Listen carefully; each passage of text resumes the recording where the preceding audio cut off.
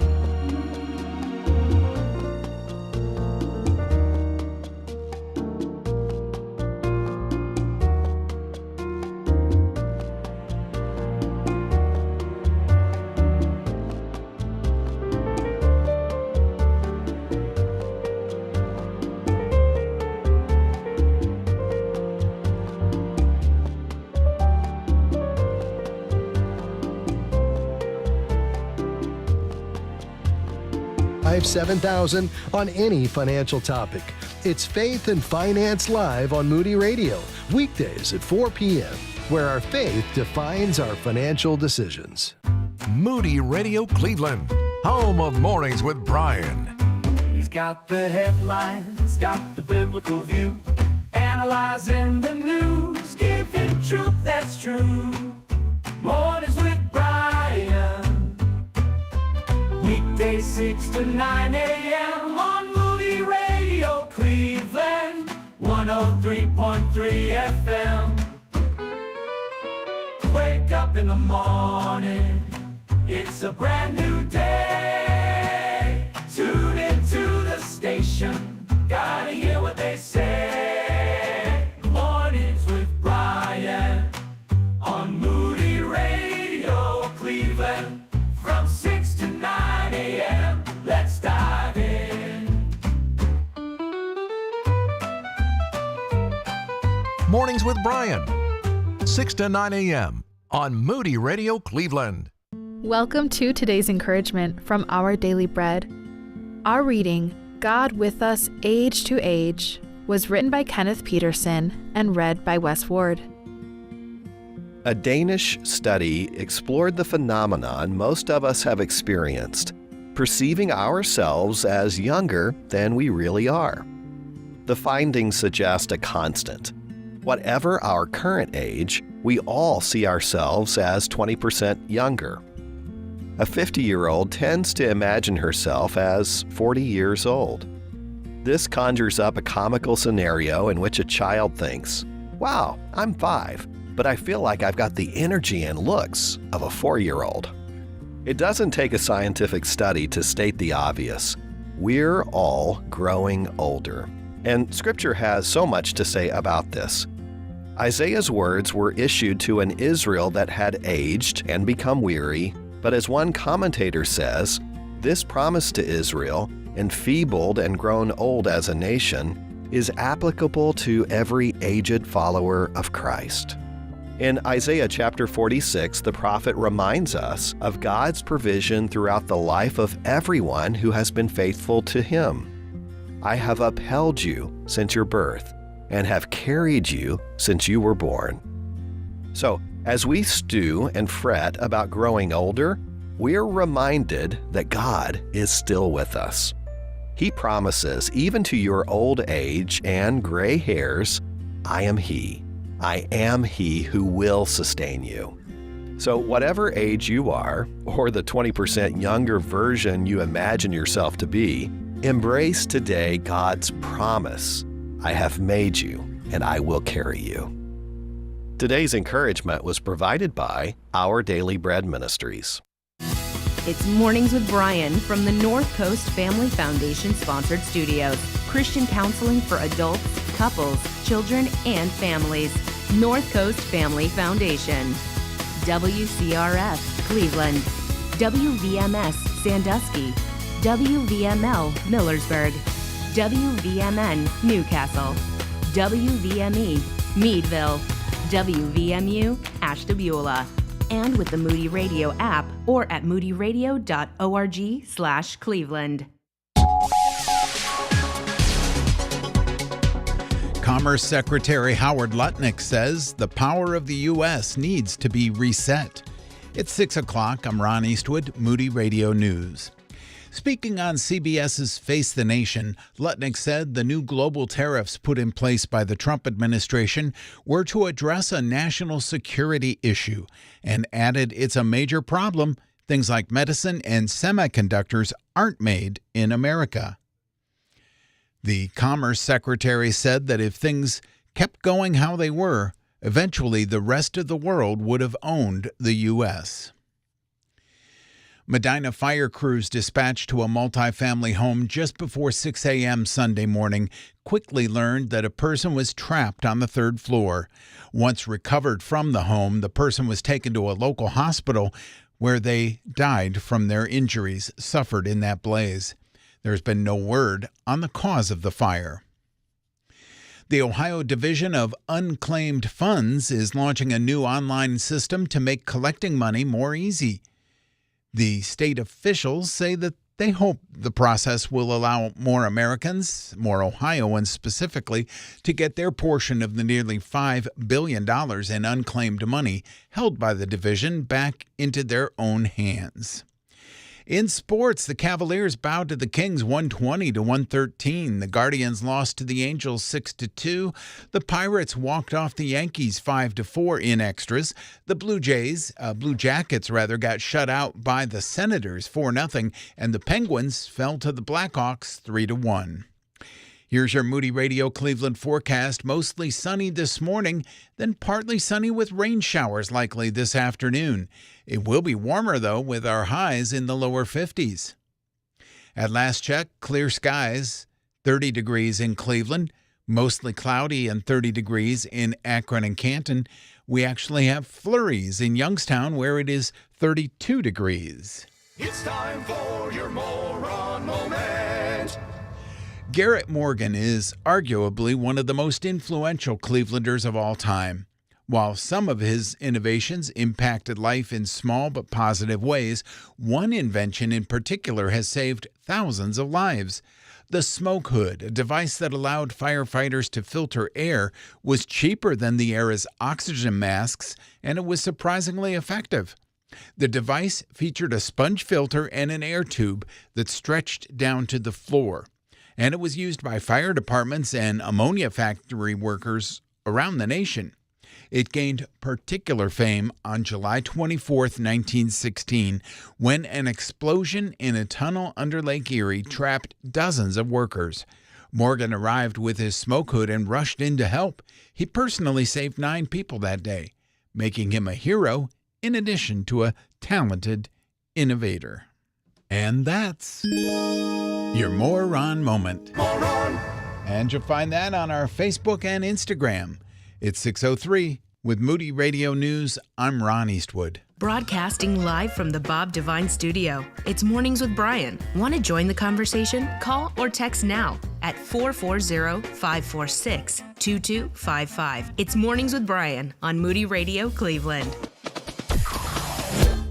Mornings with Brian. Moody Radio Cleveland. 103.3 at 6 to 9 a.m.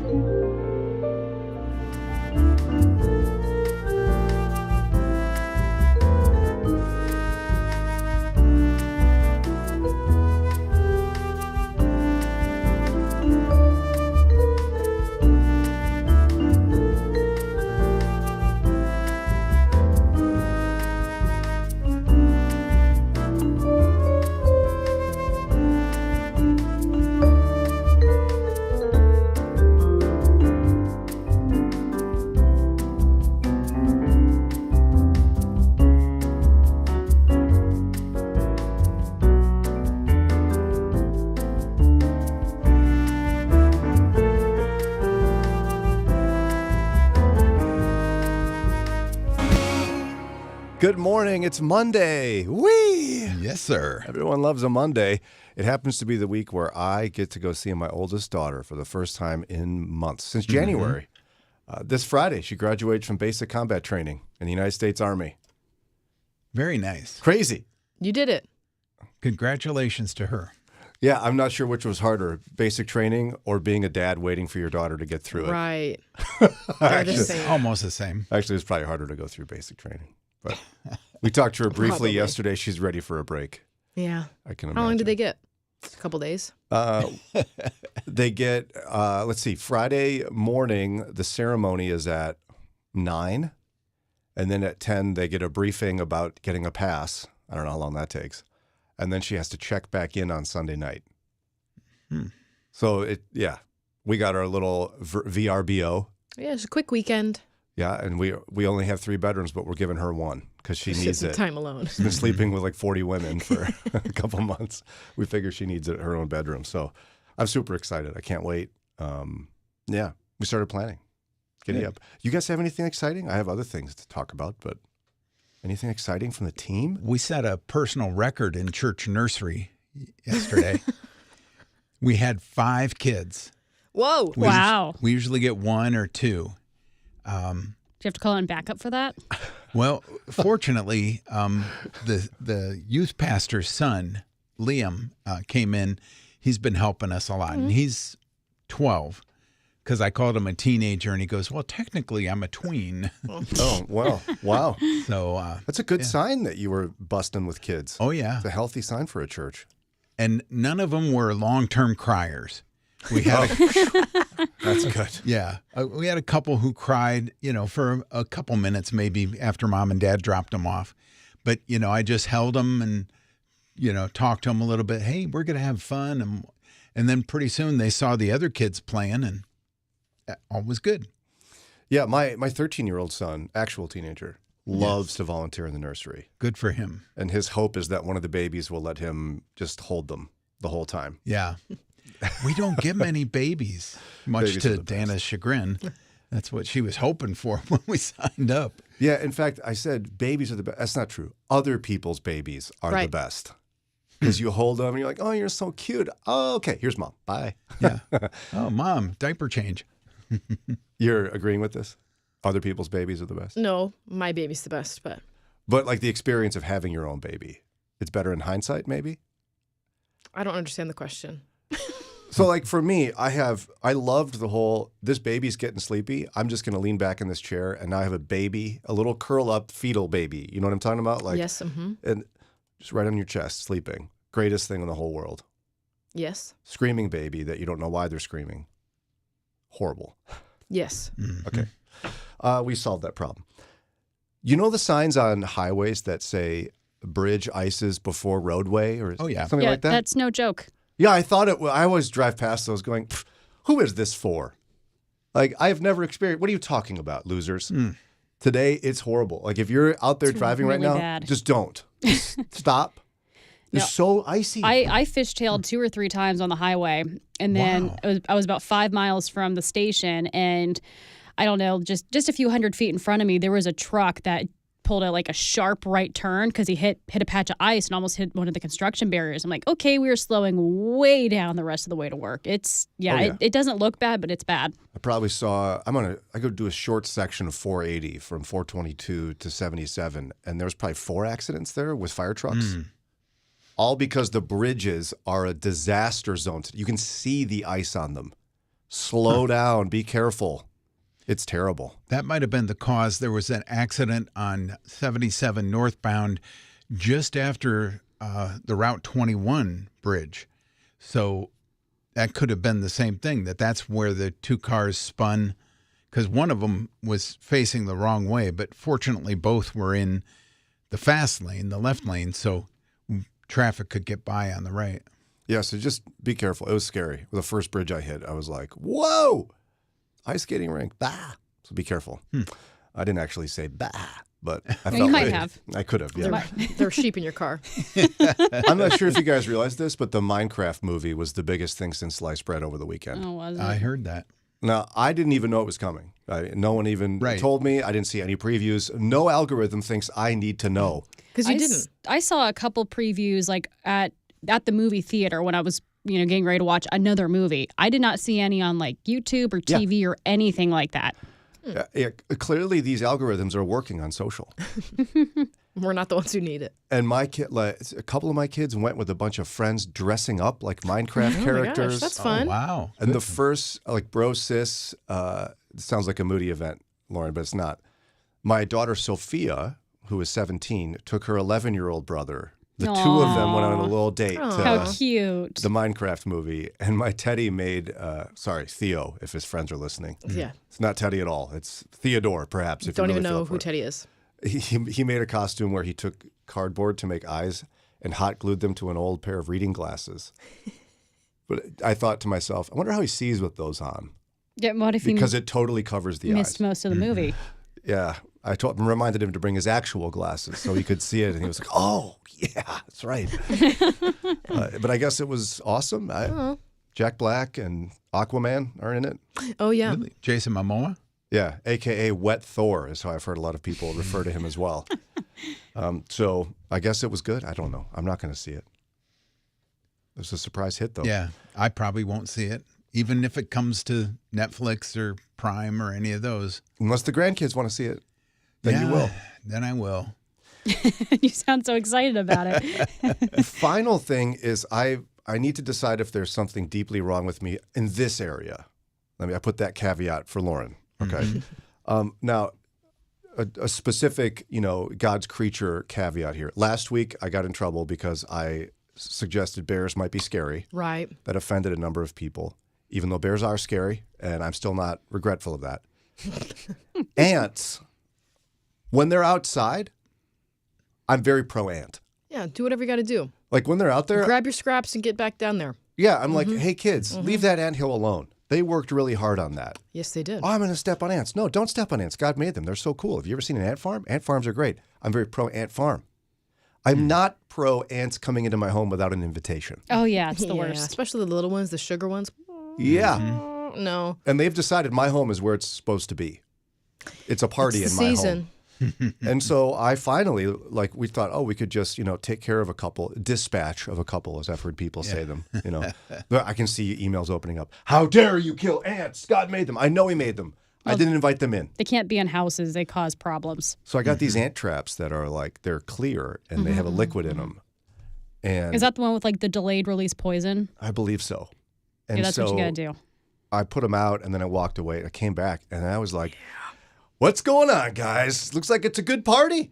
How's the ant party going in the poison? I was in there really enjoying them eating the poison. And I'm worried about myself. Yeah, maybe you don't need to enjoy it. Maybe you can be happy that your thought worked, that the way to capture them worked.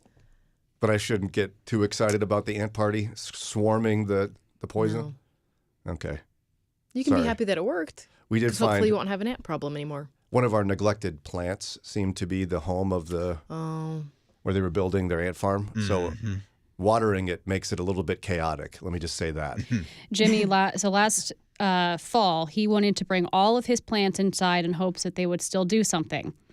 And so we have a sunroom that is kind of sequestered from the rest of the house. We really don't go in there because it's not an indoor space, but it's not an outdoor space. So his plants were in there all winter.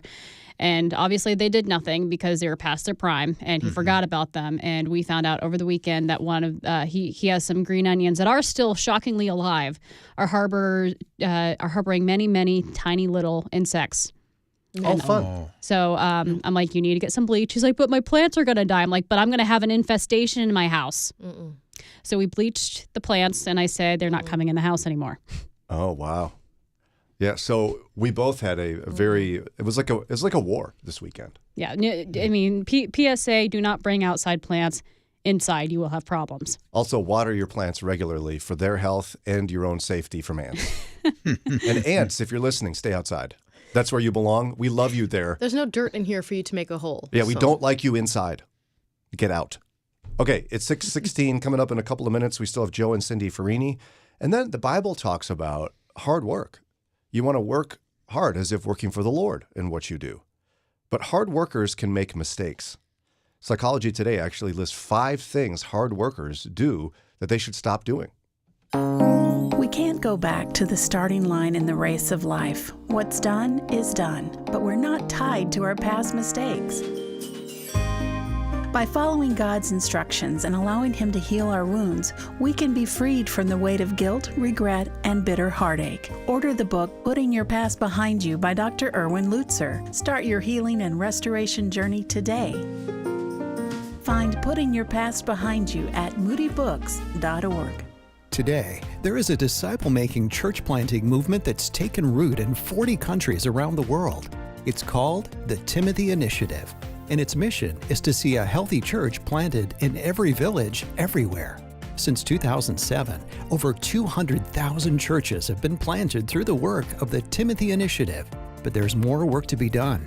Take your place in the Timothy Initiative. Go to ttiglobal.org. Millions of children throughout the world lack one simple item that could open the door to health, education, opportunity, and Jesus: shoes. This spring, Moody Radio and Buckner International are partnering with you to provide hope to kids in need throughout the world by providing new shoes and socks, critical care, and the love of Jesus in some of the most vulnerable places. Right now, more than 42,000 children are waiting for the first gift of new shoes. Give today at GiveShoesNow.com. Join the conversation by call or text at 440-546-2255. It's Mornings with Brian on Moody Radio Cleveland.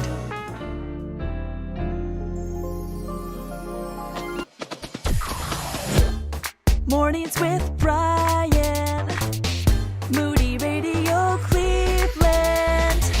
103.3 at 6 to 9 a.m.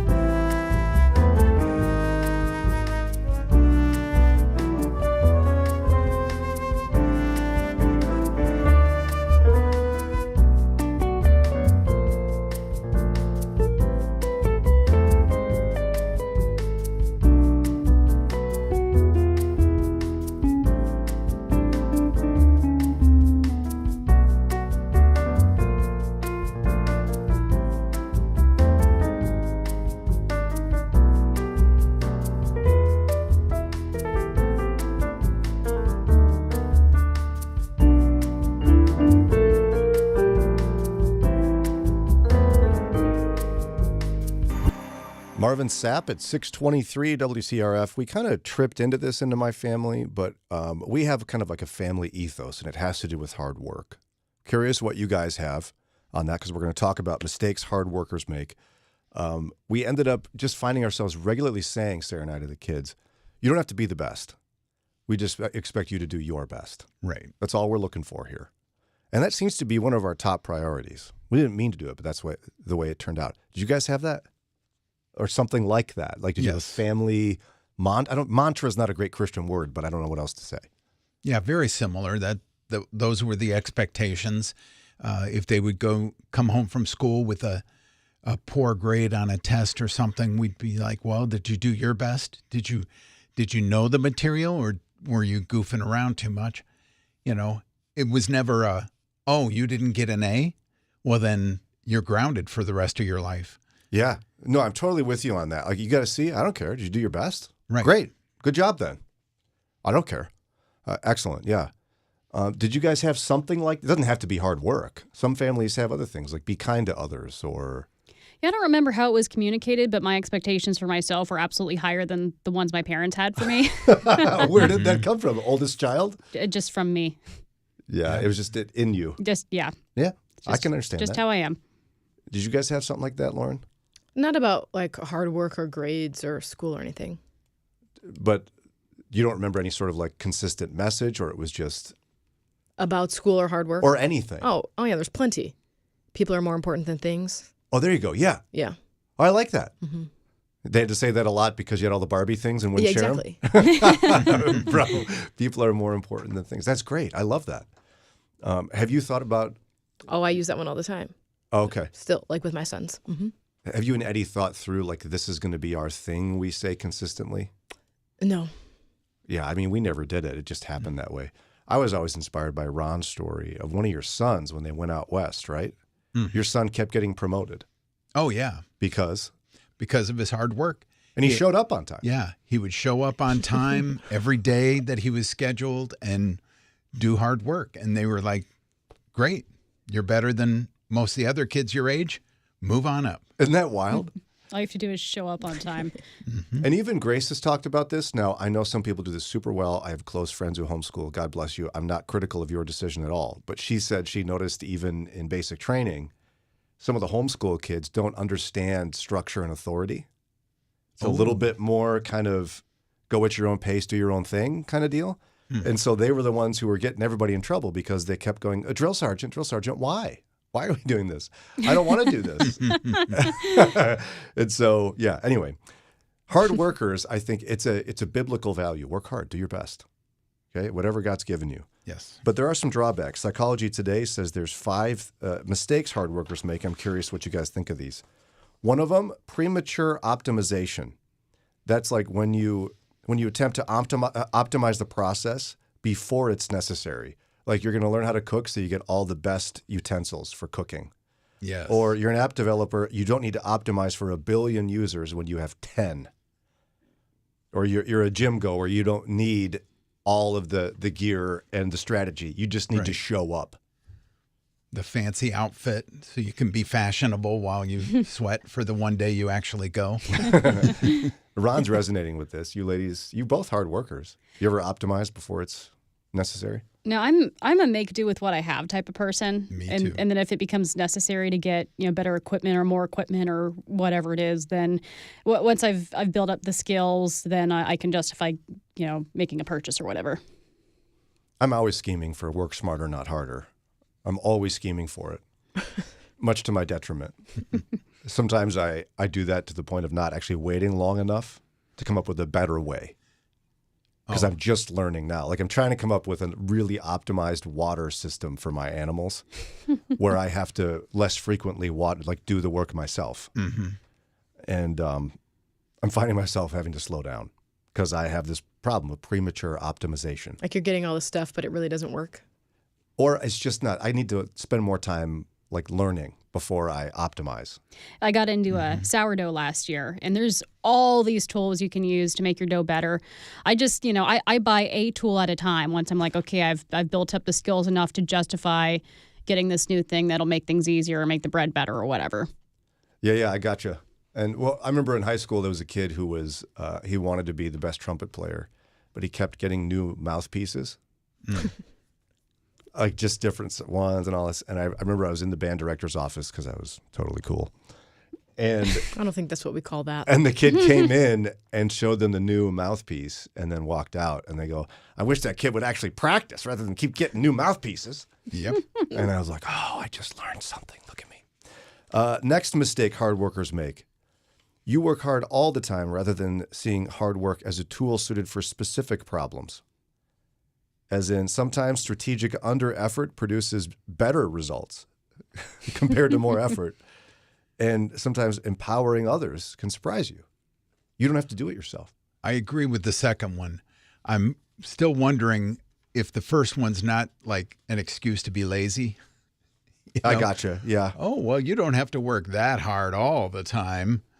Well, it also, sometimes less well thought out decisions produce better outcomes. I mean, you can definitely burn yourself out. I mean, this is something I had to teach myself in college, and something I then had to pass on to one of my roommates is sometimes good enough is good enough.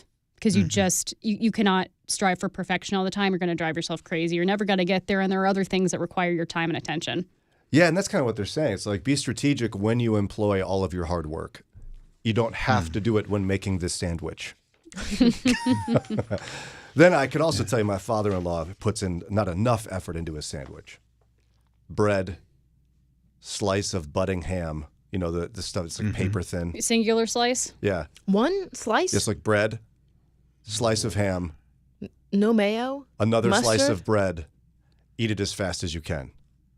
No, that's not a sandwich. Why bother? any just meat eat bread. in if you're just going to put one? Make toast. Yeah, he likes that. Good for him. No cheese, no mustard. It kind of reminds me of science fiction movies when they end up making this like protein cube that has no flavor. Yeah. It's functional. Food for him is functional. I'd argue that's barely even functional. Yeah. Yeah, I don't know. A sandwich isn't a sandwich without mayo, so. Or some kind of sauce. Cheese. It needs cheese. Something. And more than a slice of meat. It took me a couple years to get Sarah to understand the beauty of putting hard work into a sandwich. There's something about a well put together sandwich. Yes. There really is. She'd watch me do like, I'd have it still open face, carefully craft it, put cheese on the top. Open face. And put it I'd toast the bread first and then put it in the broiler to melt the cheese. And I mean, I made some excellent sandwiches. Level up your sandwiches by putting some olive oil in a pan and toasting your bread in a pan. Daria Swisher, you may have just changed my life. He's going to go home and make a sandwich. And she was doing the budding ham bit, and now she likes my sandwiches. So good. Put your hard work into the right things. Sandwiches. I guess is the message there. There's a couple more. We might get them to Friday, but I think there's some truth in this, that sometimes I know as a hard worker, sometimes I don't have to work that hard on everything. I'm trying to get better at that as I get older. Lauren's like, yeah, like keeping your side of the table clean. It looks clean today. Yeah. I think, too, you got to Bob was here. differentiate working hard and perfectionism. Well, very good, because you could work hard, but your goal is not perfection. It's just, I want to get better than just average. See? Ron Eastwood. It's 6:31. We have to get to a break to pause for prayer. When we come back, though, Joe and Cindi Ferrini want to talk about the importance of both romance and sexual intimacy. Hi, my name is Joe Abraham, and this is Pause for Prayer. The shelf. How can an inanimate object communicate so much value, even as related to one's spiritual growth? Well, consider this. You're in the kitchen to put together a nice meal. You turn to the shelf, maybe a lazy Susan, and give it a spin. You grab several things off of the shelf, formulating the ingredients needed for your tasty recipe. The shelf doesn't contain only one type of product. No, it holds a variety of cans, boxes, and the like. Many things are needed to complete the project. It's kind of like God's church. Let's pause today and pray. Dear Heavenly Father, we bless your name and thank you for your love, saving grace, and kindness that leads us to repentance, a turning away from ourselves with a desire to follow and trust you. Thank you that salvation is a personal gift from God to all who believe in the death, burial, and resurrection of your Son, the Lord Jesus Christ.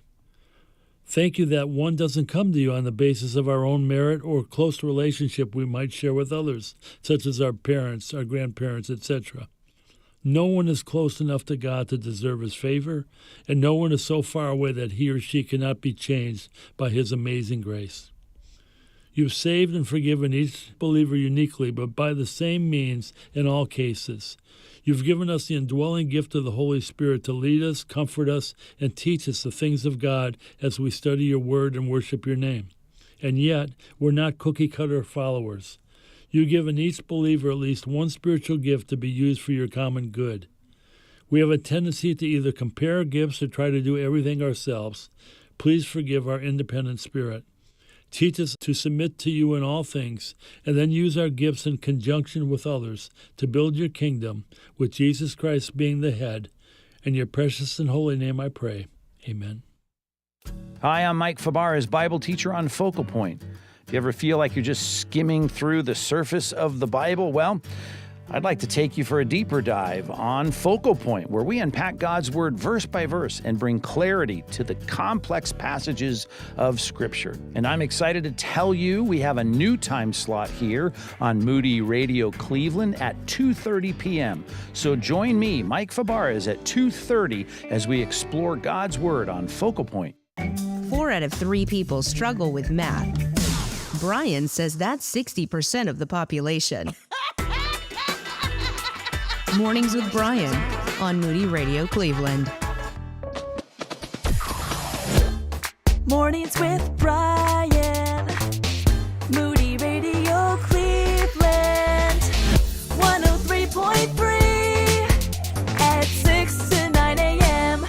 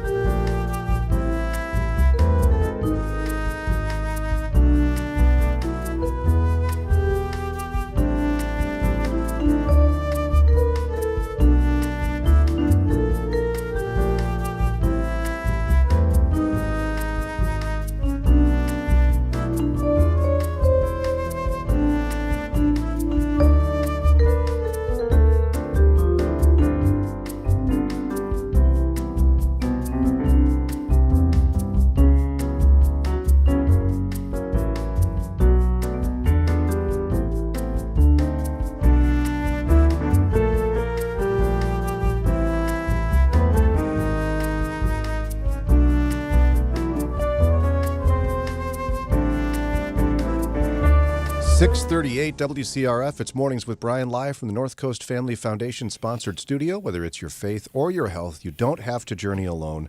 And with us now for another My Marriage Matters conversation are our friends Joe and Cindi Ferrini. Welcome back, you two. Thank you. Good morning. Good morning. How are you?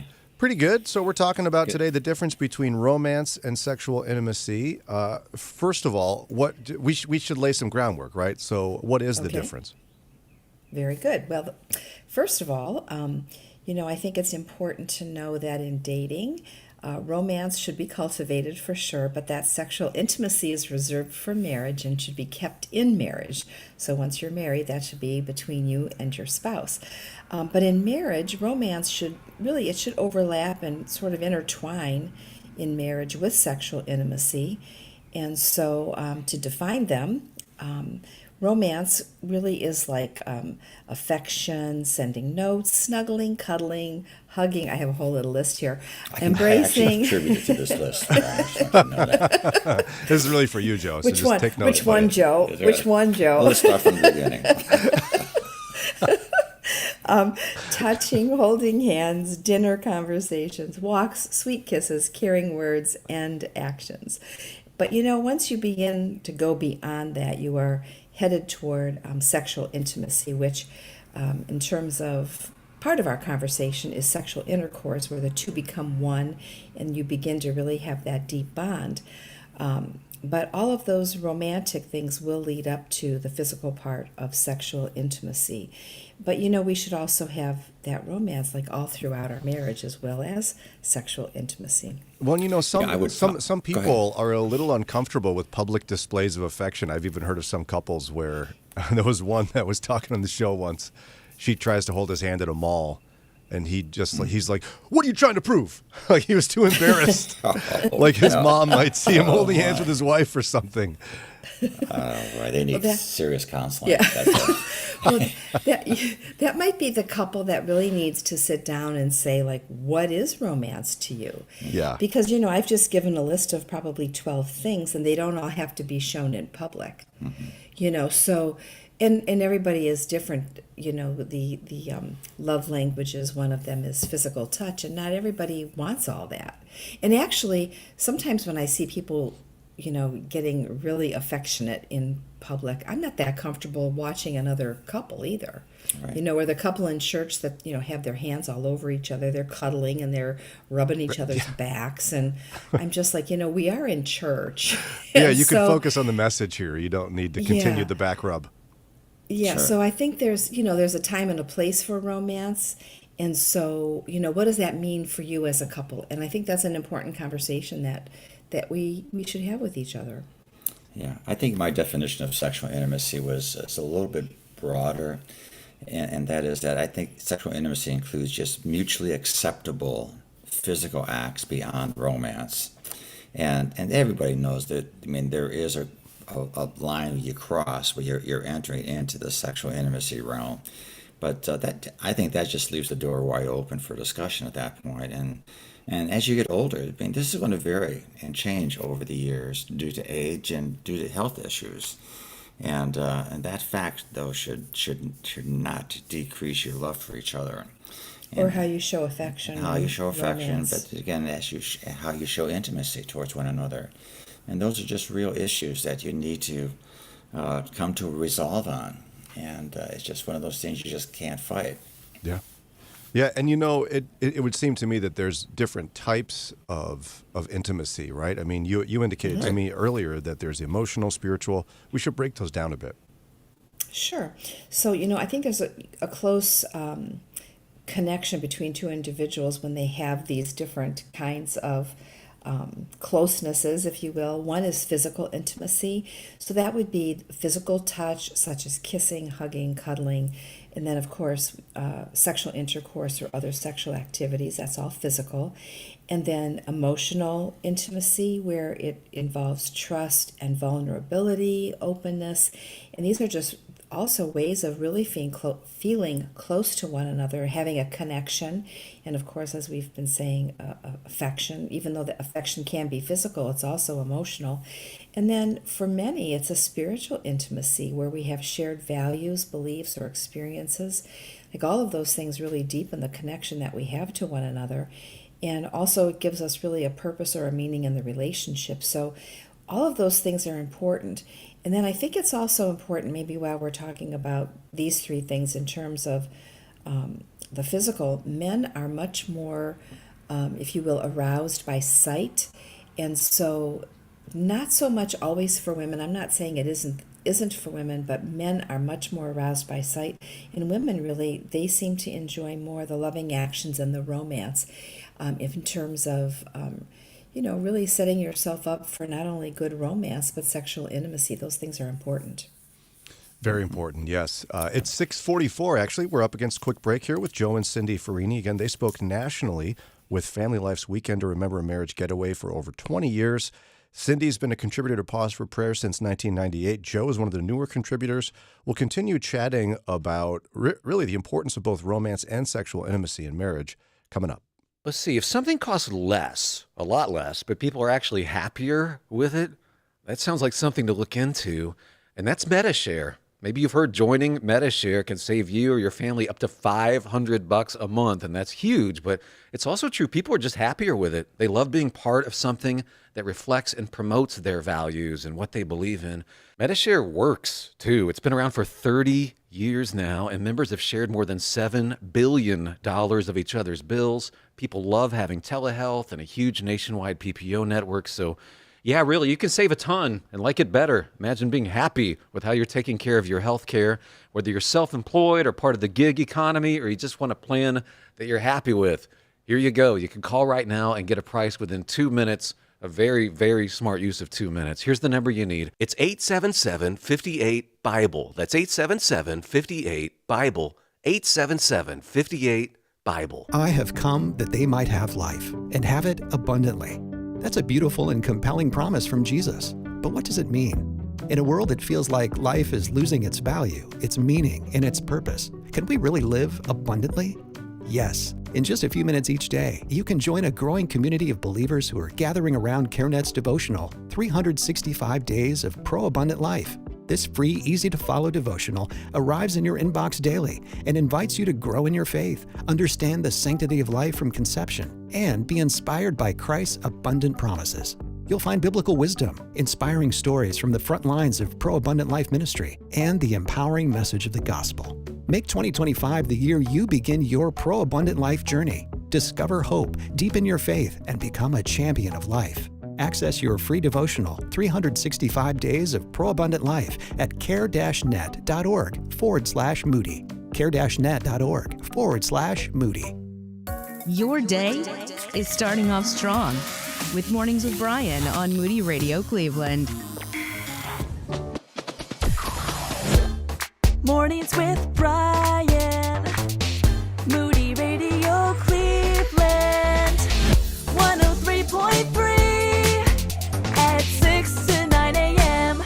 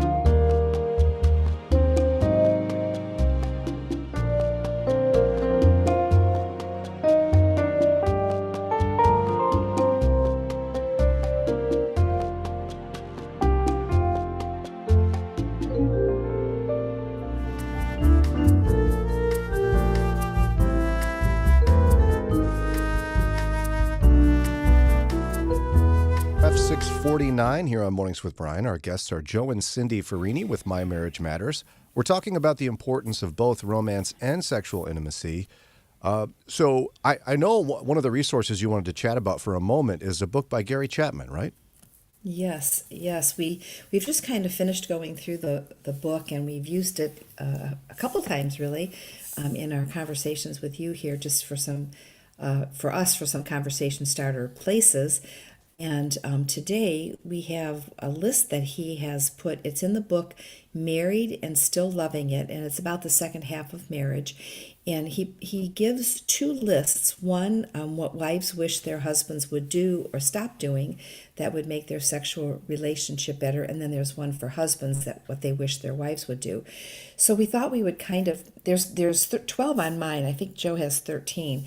And so we won't go over all of them. And if listeners want to get the book, it's really a great book. And you don't have to wait for the second half of marriage to get the book. I think it's a great book for conversations.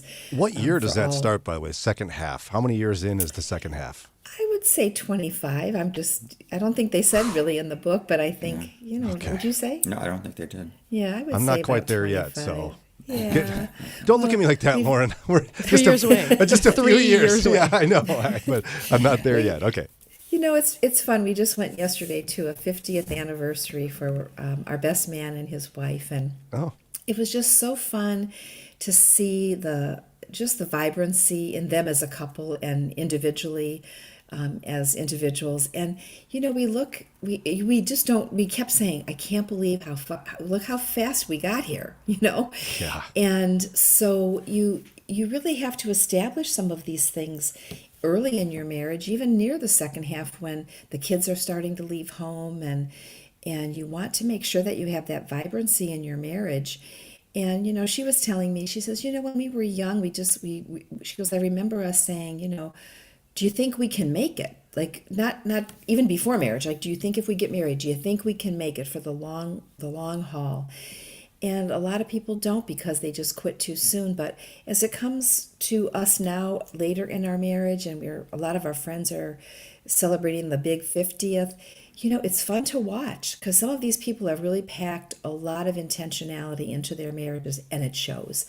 And so I just would say to listeners, we'll go through this list here in a minute, but, what is it that your husband or your wife is wishing for in their marriage? And really, let's try to make that happen. So, do you want to go first, Joe? Yeah, go ahead. Oh, want me to? Okay, so let me give a few from this list.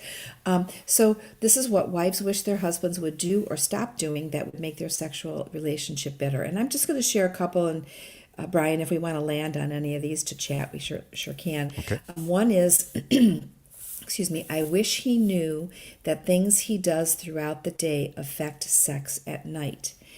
And another one that kind of goes along with that, I wish that he would understand that my lack of interest has nothing to do with him. It has everything to do with my lack of time, energy, and my stress level. And, that would have a lot to do with busyness and stress, because that really leads to isolation. So that's one of the first ones. Yeah, keep rolling. Okay, sure. And then another one is, I wish he would touch me when he doesn't want sex. I like this, throw a few hugs and kisses in the mix, and I would feel more interested in sex. And I think there's truth to that, because that goes back to, what is the romance level of your marriage? If it's just sexual intimacy, there's going to be a lack of interest, because women are the ones who tend to enjoy romance and that sort of thing more too. Well, when you're raising kids, it can be such a difficult thing. I mean, you're really just organizing schedules and cleaning up vomit and changing diapers. So it's like, it's hard to stop and go, ooh, kiss me after you wipe up the vomit, okay? Exactly, you have that right. And then also, during that stage, one of the things here that I just read was about, it said, I wish he knew that things he does through the day affects sex that night. Well, sometimes we have to shake it up a little bit, and it doesn't have to just be at night.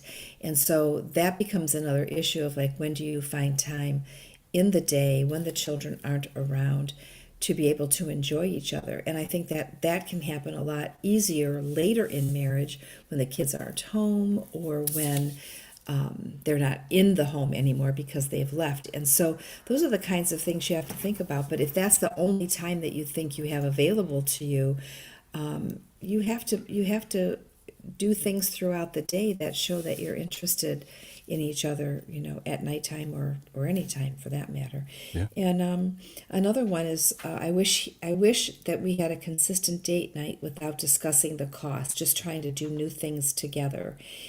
And another one, I wish he would realize that the way he acts after work or when we're together in the evening, if he's grouchy, impatient, or irritable, sets a tone for the night. And I don't have a switch that turns all that off and on suddenly that makes me want to have sex with him. So I think there's an importance there too. What are we acting like and how are we responding to each other throughout the day? It's a good list. I know you didn't cover all of them, but again, there's more in Dr. Gary Chapman's book. Joe, let's turn the tables here.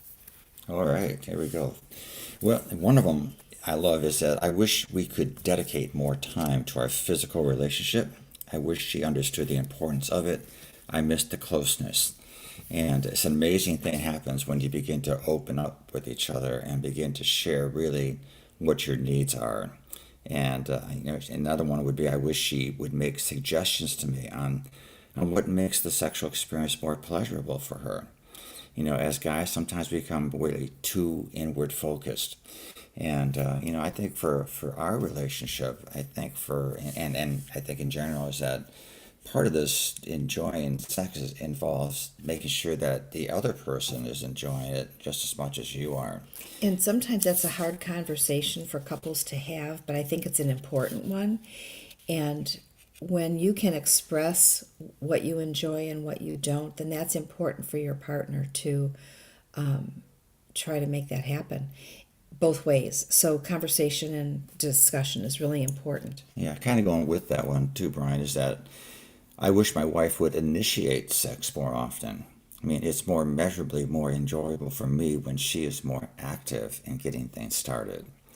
And again, this doesn't have to be a guy thing that always starts those things. And so we need to be able to mutually experience this thing called sexual intimacy.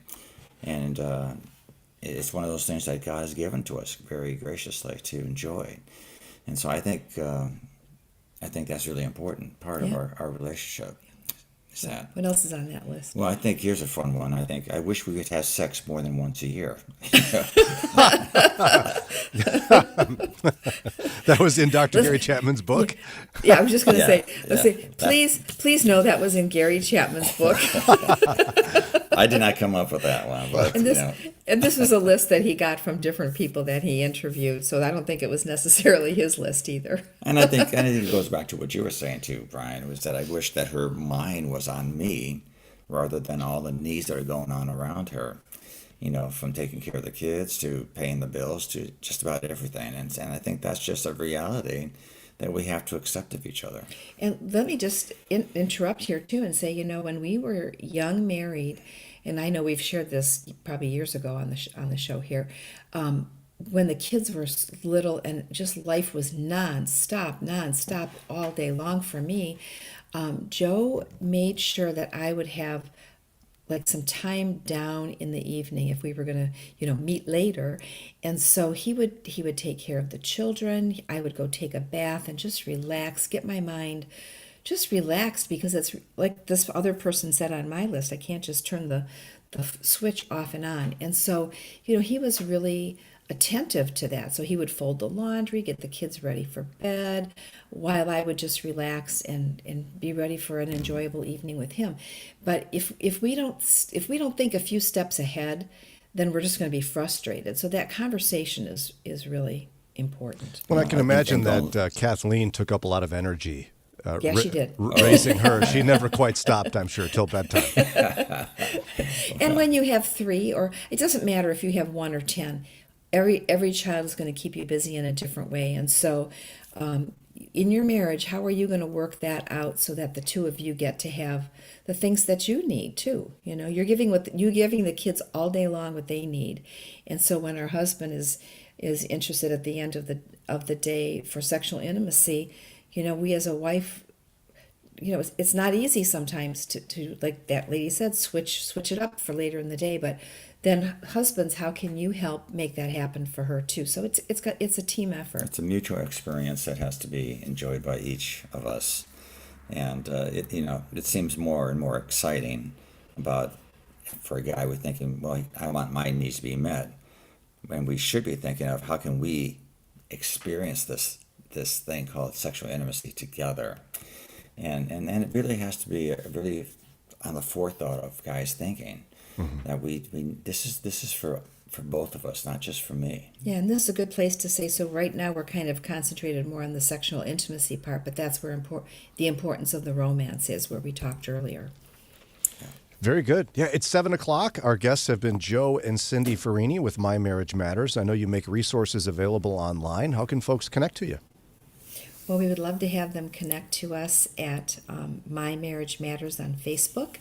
And if they have any conversations they want to have with us or find this later, this conversation, they can go to joeferrini.com or cindyferrini.com on our website. All right. Thanks, you two. We always enjoy our time with you. Thank you. Thanks you so much. You bet. 7 o'clock, we got up next Ron's news and today's Moron Moment. Stick with us. For your spirit, soul, and body, it's Mornings with Brian, live from the North Coast Family Foundation sponsored studios. Good morning from Moody Radio Cleveland, WCRF Cleveland, WVMS Sandusky, WVML Millersburg, WVMN Newcastle, WVME Meadville, WVMU Ashtabula, and with the Moody Radio app or at moodyradio.org/Cleveland. U.S. stock futures are plunging, giving an indication of what may be to come today following a rough week on Wall Street. It's 7:01. I'm Ron Eastwood, Moody Radio News. Dow Jones Industrial, the S&P 500, and NASDAQ futures all fell roughly 4% Sunday. The Dow saw back-to-back losses of over 1,500 points for the first time ever last week, while the S&P took a 6% drop Friday, the worst since March of 2020. Hands-off protests took place in cities across the nation over the weekend. A crowd estimated at about 1,000 protesters gathered at demonstrations Saturday at Cleveland's Market Square Park. In Akron, demonstrators, joined by Mayor Shamus Malik, gathered at Hardesty Park. And today is the last day for folks who want to take part in next month's election to register to vote. Statewide, voters will decide on a proposed renewal of the state's capital improvement program. Election Day is May 6th. In sports, a busy weekend. The Cavs bowed to the Kings 120-113. The Guardians lost to the Angels 6-2. The Pirates walked off the Yankees 5-4 in extras. The Blue Jackets got shut out by the Senators 4-0, while the Penguins fell to the Blackhawks 3-1. Here's your Moody Radio Cleveland forecast. Mostly sunny this morning, then partly sunny with rain showers likely this afternoon. It will be warmer with our highs in the lower 50s. And at last check, clear skies 29 degrees in Cleveland, the same in Akron and Canton, clear and 29. A fog being reported in Ashtabula where it is 30 degrees. It's time for your Moron Moment. Garrett Morgan is arguably one of the most influential Clevelanders of all time. While some of his innovations impacted life in small but positive ways, one in particular has saved thousands of lives. The smoke hood, a device that allowed firefighters to filter air, was cheaper than the era's oxygen masks, and it was surprisingly effective. The device gained particular fame on July 24, 1916, when an explosion in a tunnel under Lake Erie trapped dozens of workers. Morgan arrived with his smoke hood and rushed in to help. He personally saved 9 people that day, making him a hero in addition to a talented inventor. And that's your Moron Moment. Moron. And you'll find that on our Facebook and Instagram. It is 7:04. With Moody Radio News, I'm Ron Eastwood. Broadcasting live from the Bob Devine studio, it's Mornings with Brian. Want to join the conversation? Call or text now at 440-546-2255. It's Mornings with Brian on Moody Radio Cleveland. Mornings with Brian. Moody Radio Cleveland. 103.3 at 6 to 9 a.m.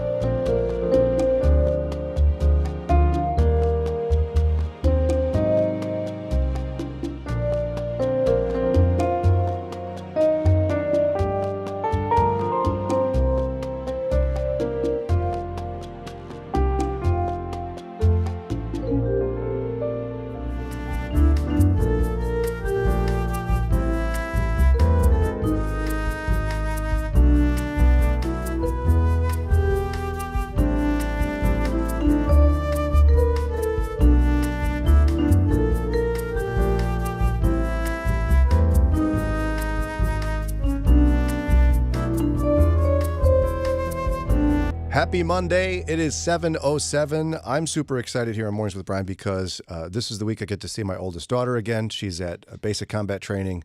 Her final week of it at Fort Benning, which was Fort Moore when she started. Now it's Fort Benning in Georgia, and we're going to be headed down there Thursday. I can't wait.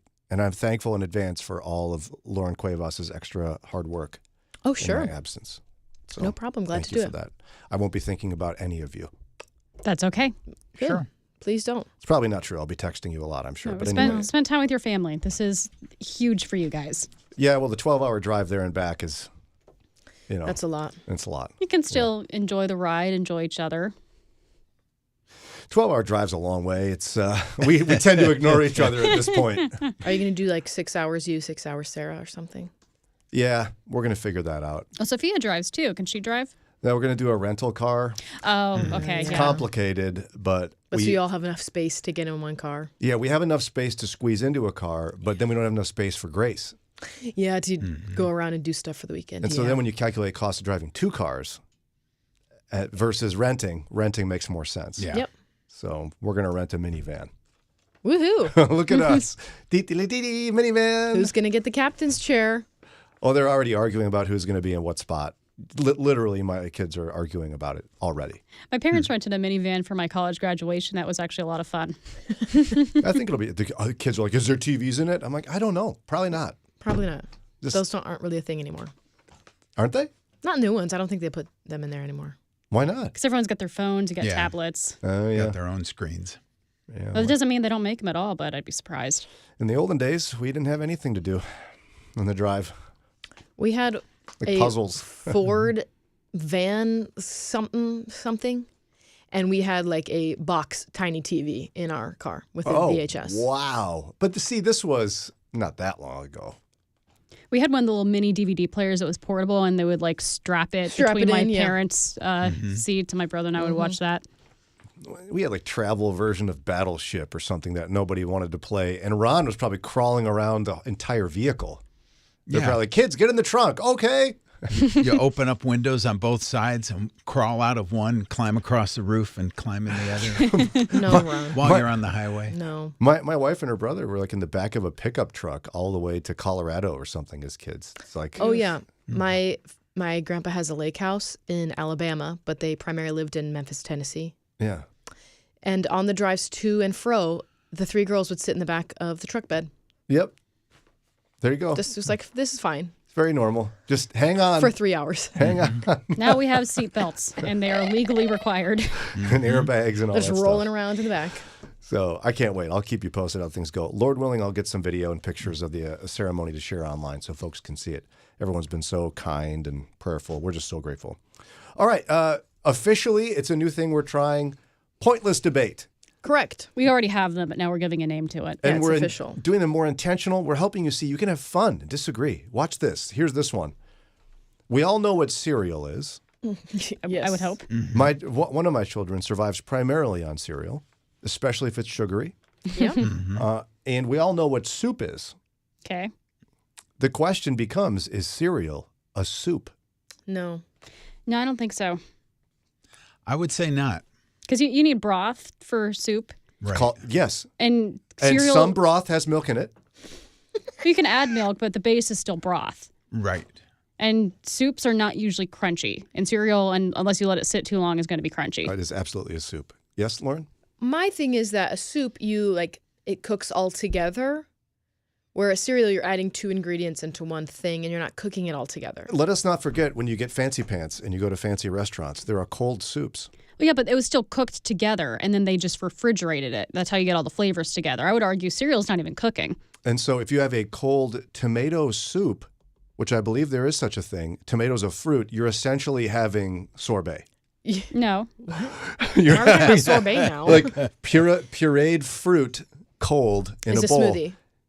An acai bowl. It's a soup on the menu at the restaurant. So I would argue that all the essential elements of soup are found in cereal.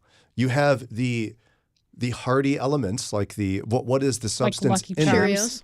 So that in this case, it would be grains Raisin Bran Crunch. that have been dried and formed into circles or flakes, and then you have the broth, Milk which is not broth.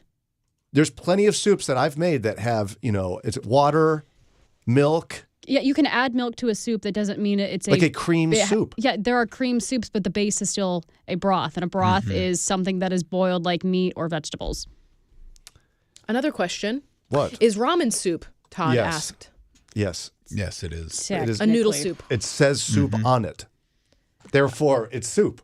I mean, what else do you want? It's labeled soup. The manufacturer has declared this is a soup. Okay, now you're talking about nasty soup. This is going to be a bit controversial. I don't like the broth in my ramen. I drain it.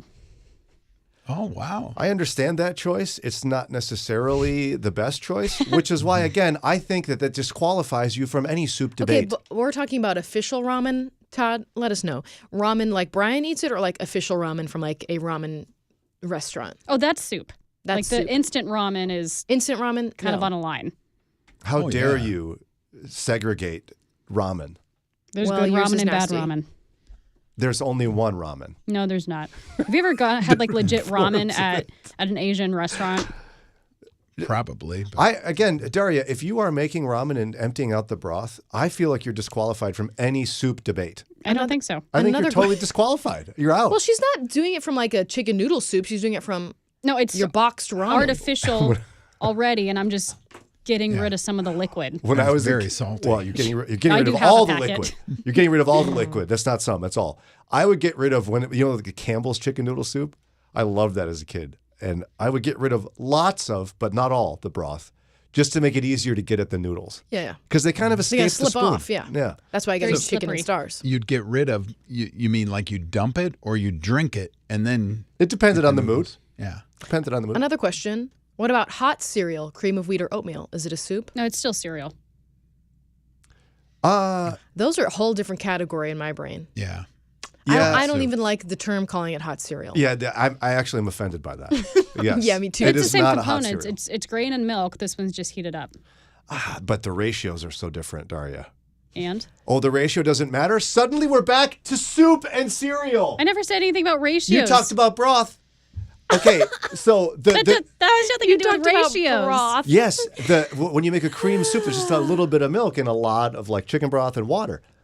Change the ratio, a little bit of water if you're having skim milk in particular. Yeah, but lots you're of not water. adding broth, Cream. I hope, to your Suddenly it's cream a of soup. wheat. So it's not a soup. If you add soup, or if you're adding of broth wheat. to your cream of wheat, first of all, get help. Second of all, we'll talk about whether that's a soup or not. But you do make a good point. If you're using skim milk, you're using probably more water than milk in your cereal. And lots of soups, the broth is lots of water. Yeah. And then you put in the material that goes in it that, I mean, if you're calling hot cereal,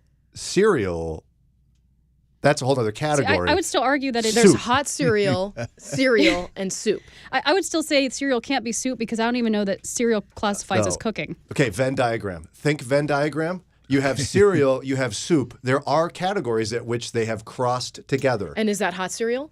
No. Oh, okay. So That's hot okay. cereal's outside the Hot Venn cereal, diagram. different galaxy. Oh, right. Totally different galaxy.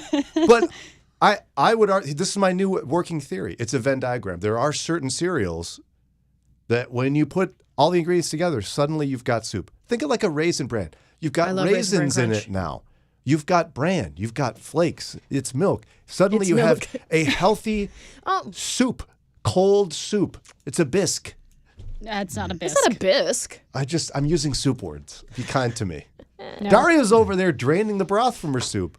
No. And trying to be part of this No, debate. she said ramen. Which is just soup. The, Which no, is soup. just the instant ramen. It's not soup. Ramen is soup. Not your ramen. It's I don't know about totally that. cup of soup. That's what they call it. I thought it's called cup of noodles. And we just believe everything that's on packaging. It's called marketing. He said, whatever, because he was wrong.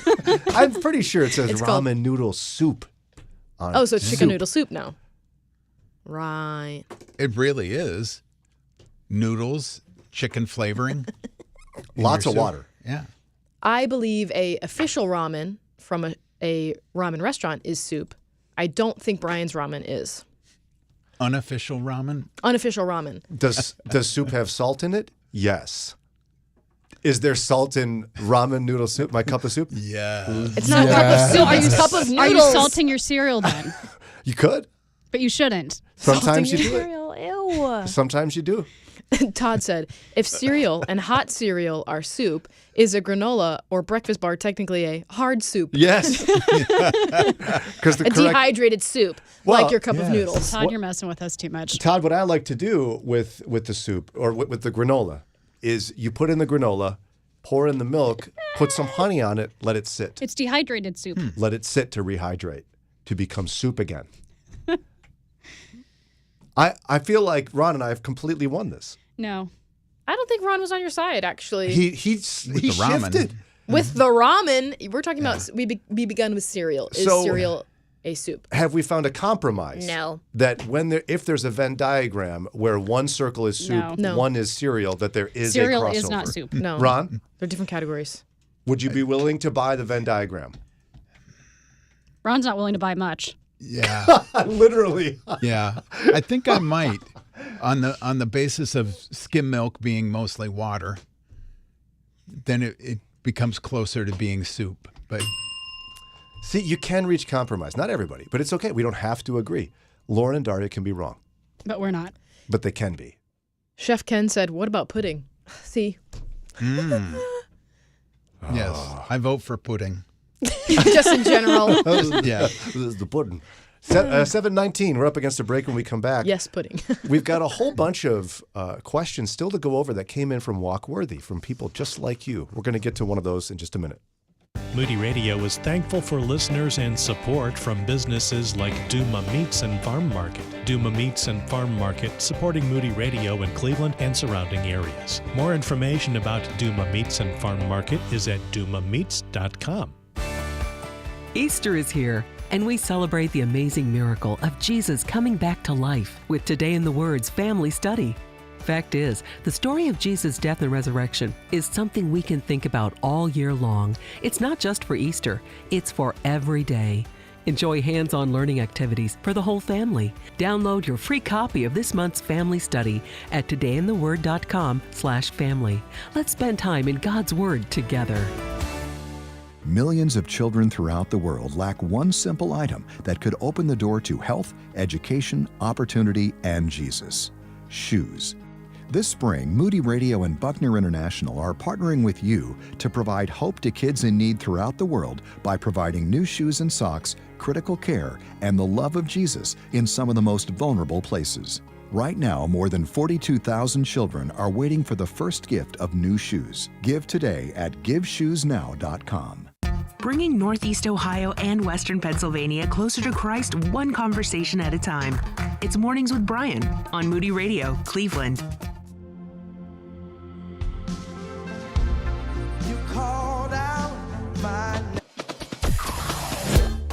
Mornings with Brian.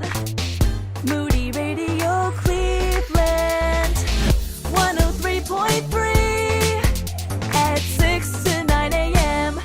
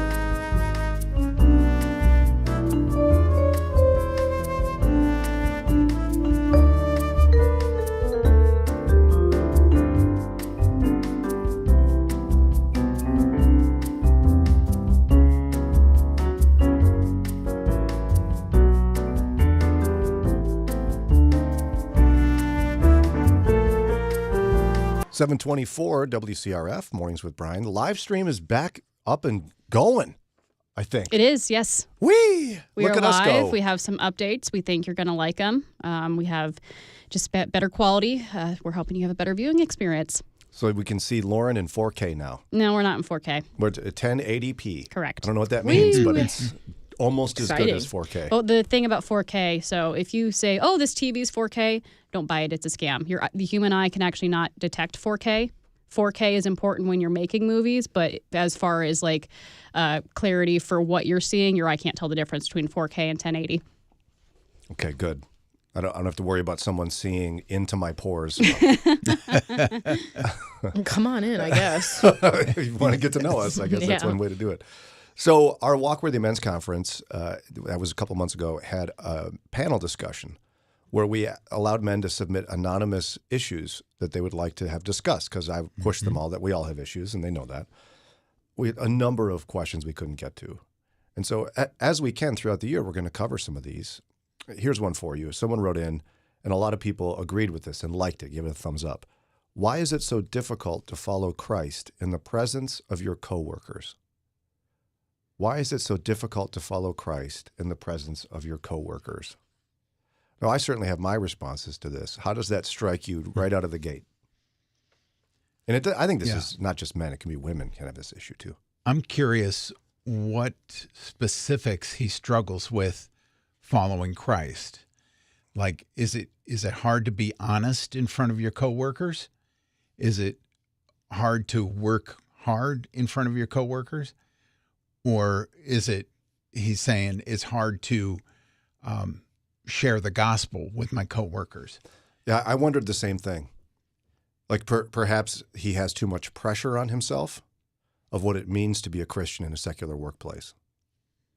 Yeah, I have two examples of some friends. One says that they have a hard time at work because everyone around them is advancing by doing things not like sexually inappropriate or anything, but they're doing things that are maybe not super morally right. Maybe they're kind of like stomping on other people, or they're treating people not very nicely just to get ahead. And they are getting ahead by doing that. Exactly. And so my friend was like, how do I want to be able to advance too, but I'm not willing to do the things that everyone else is doing, or I'm not willing to treat people unkindly or stomp on people or rat people out or whatever, And so how can I get ahead if I'm trying to be like Christ at work? In that circumstance, I think that goes beyond Christian faith. That's just an unhealthy workplace. Yeah. And you should just leave it. Yeah. And then the other one was kind of like you alluded to, Ron, someone who feels immense pressure to share the gospel at work with their colleagues. Yeah. Well, and you're a Moody Bible Institute student, so didn't you take a class that was witnessing to your secular neighbors at work? Evangelism and discipleship was a class. So if you consider that, yes. Yeah, I mean, I taught 6 years at a public high school just outside of Minneapolis. It's a public high school, so there's lots of laws regulating someone's openness about their Christian faith. I don't think there was one teacher at this large high school. We had classes of probably like 500 students each, 9 through 12, right? I don't think there was any teacher who didn't know I'm a follower of Jesus. And there was one teacher that I ever explicitly witnessed to because he asked me. Right. Mm-hmm. And so I think you're probably in a similar boat at UPS when you work there. It's like, I don't think anyone would be surprised to hear you're a Christian, but you're not passing out pamphlets every day or something. Right.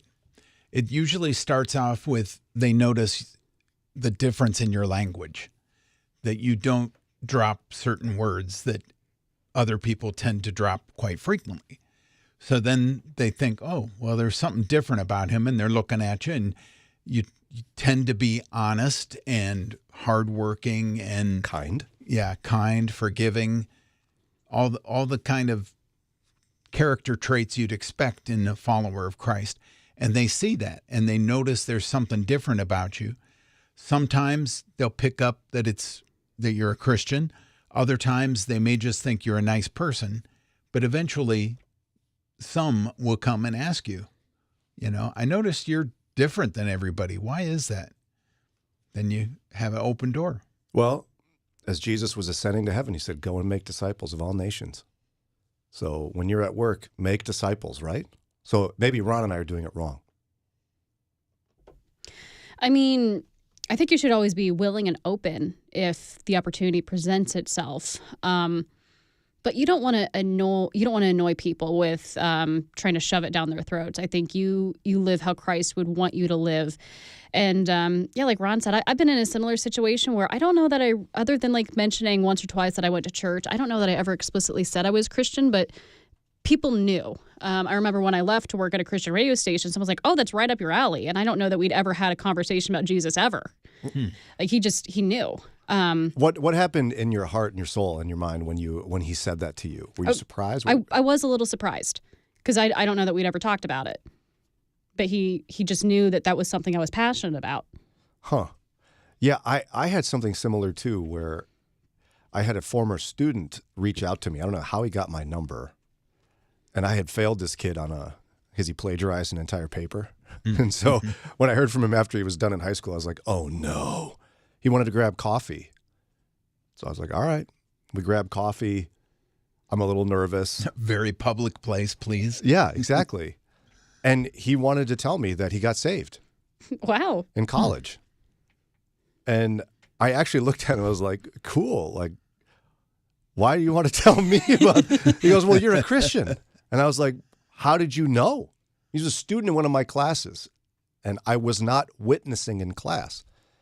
And he said something that shocked me at the time. I didn't even think of it this way. I had a ring that I would wear that had a cross on it. And so he was like, I don't know, you had that ring with a cross on it, and you just acted like it. Yep.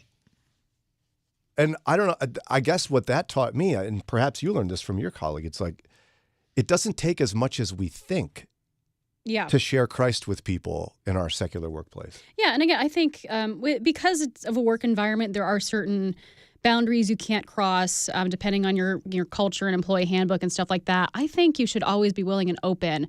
But again, I don't think we should be shoving it down people's throats because that generally makes them, go on the defensive. But, you and I have both learned we don't even have to tell people and they can figure it out. Yeah, and you don't even have to be awkward in your little cubicle and put up 16 crosses and your favorite Bible verses up. You don't have to do any of that. I think living out the Beatitudes as best you can will make you very different than other people. Yeah, Ken texted in a quote from St. Francis of Assisi, go and make disciples, even use words if necessary. Yeah, and I know theology nerds get all wound up about that one, but I like that because of the principle it teaches. Live out your Christian faith, and that's just step one. So perhaps to the guys who wrote in and said, why is it so difficult to follow Christ in the presence of your coworkers? The answer is actually something you don't expect. The answer is put less pressure on yourself.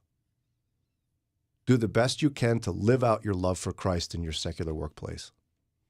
And guess what? People are going to figure it out. And when the opportunity presents itself and it's appropriate, sure, talk about your love for Christ. But you don't have to talk about it for people to know it's a thing. Very good. All right, 7:32. We're up against a break. Coming up here in just a couple of minutes, there's somebody who wants to change the way we do Sunday school for kids. And we're going to dig into that one here in a minute. Let's see. If something costs less, a lot less, but people are actually happier with it, that sounds like something to look into.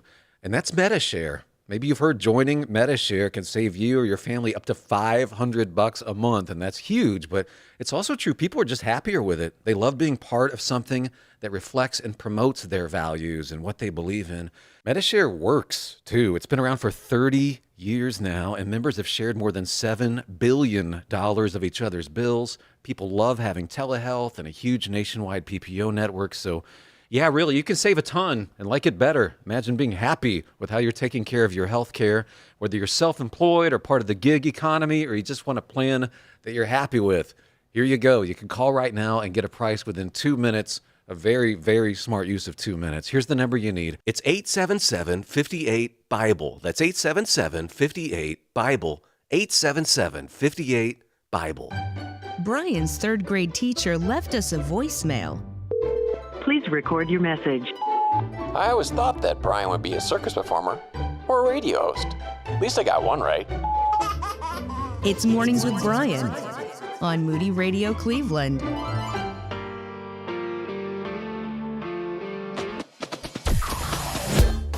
Mornings with Brian. Moody Radio Cleveland. 103.3 at 6 to 9 a.m.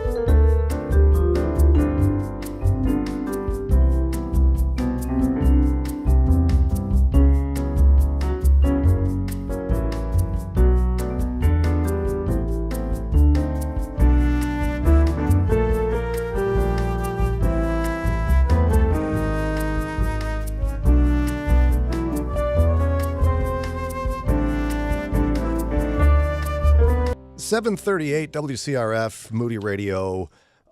Some of my biggest heroes in life are Sunday school teachers.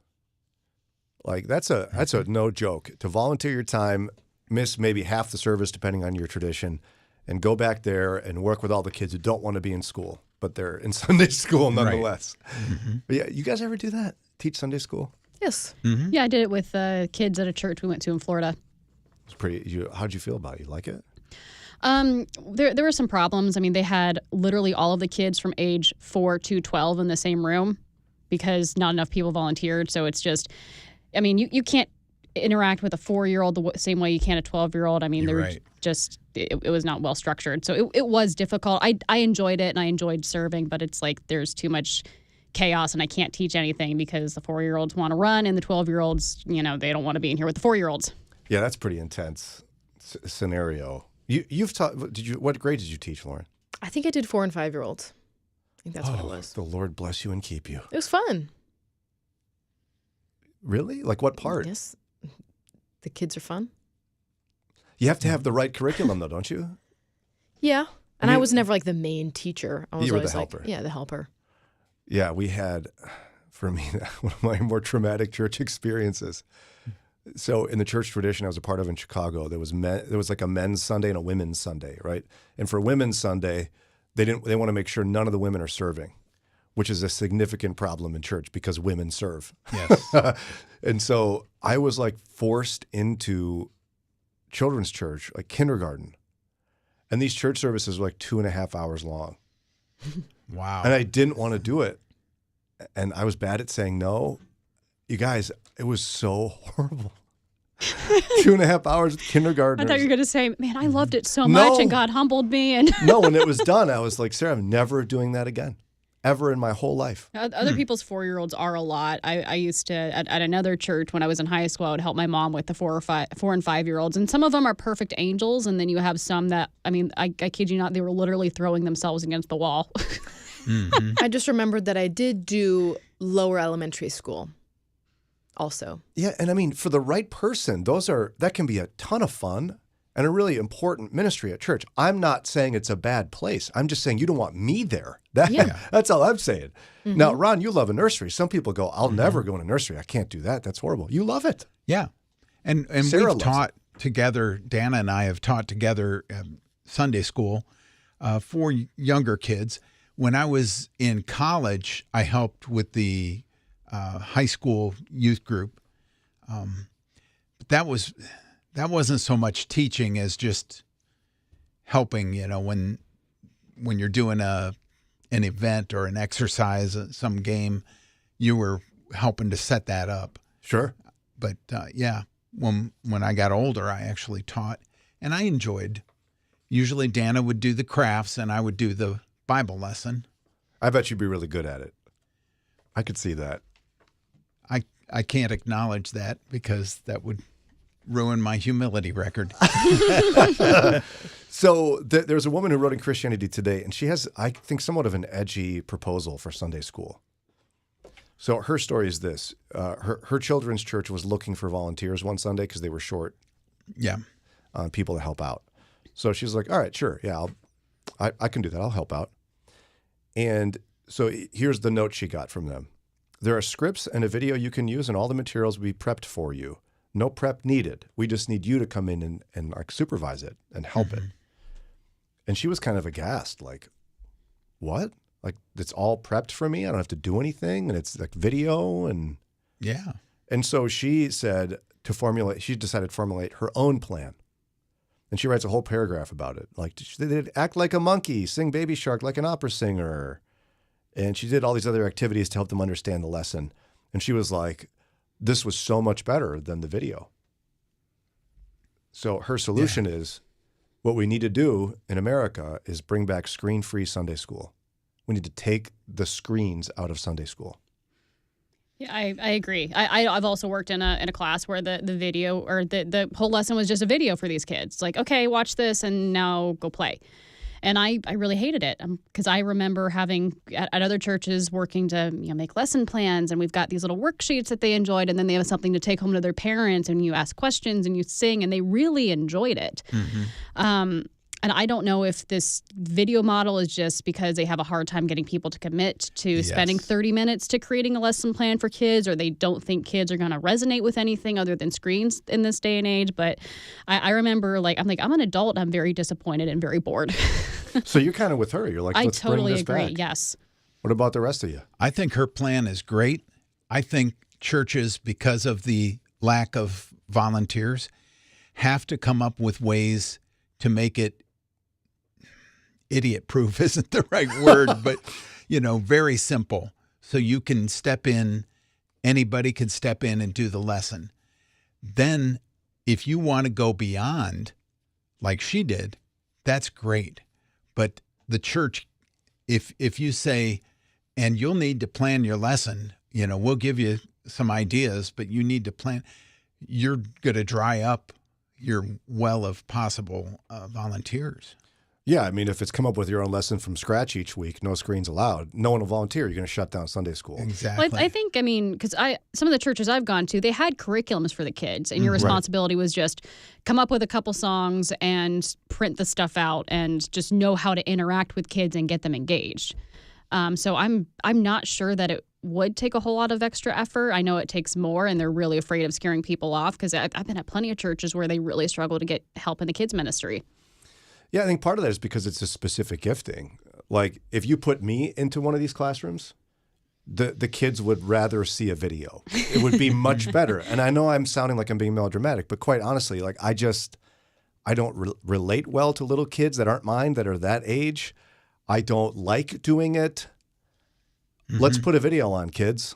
Here, watch, little Bible boy do his magic tricks or whatever. I don't know what the video is. But I think more people than not could take the lesson plan and work with it for an age group. Maybe they're not good with smaller kids. Maybe they're better with teens and tweens. But the script and curriculum has been around, I don't know, 50, 60, 70 years. Oh, David sure. C. Cook and other publishers put them together. So it's given there. It's already laid out for you, and you can step in. But if you want to add creativity, that's going to make it better. But, yeah. I think we also maybe have a problem of not prioritizing the least of these, the children. I think in a lot of churches, it's just a daycare so that the parents can have 30 minutes of uninterrupted time with the message. And we also need to see it as like, no, this is a time to really reach kids and to really get them excited and possibly foster a lifelong relationship with Jesus. Yes. We're not just here to entertain them for however long service is.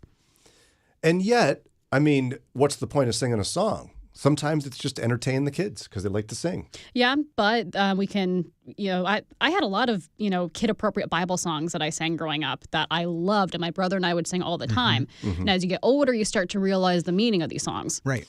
And Now- you still remember them, right? Correct. Right. Me too. I have a little light. It's mine. I'm going to let it shine. I remember that one too. Don't hide it under a bushel.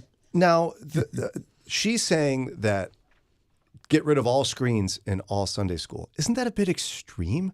I mean, it is 2025. That's how we did it 15 years ago. Kids' lives have screens in them a lot. What's wrong with a couple of quick videos? There shouldn't be anything wrong with that, right? We can't demonize the video. I mean, once in a while, sure, if you're in a pinch and, your traditional, your teacher fell through or whatever, I don't think this should be the model that we're using on a weekly basis. Bring back the felt board. Well, but let's just say there's a fun video of This Little Light of Mine from YouTube. Yeah, if we want to sing along to Have a something, video play. But I mean, That breaks the rules, though. No it videos. It shouldn't be the lesson. It should not be the whole thing is revolving around this. Okay, so what you're saying is more of the actual lesson part of it. The Bible lesson shouldn't necessarily be video based. But I mean, a lot of people spread the gospel around the world, right? With what's that Jesus movie where there's no words because it transcends language. That's a video. Should we stop that? No, but we still need actual interaction. That's great. That is a tool.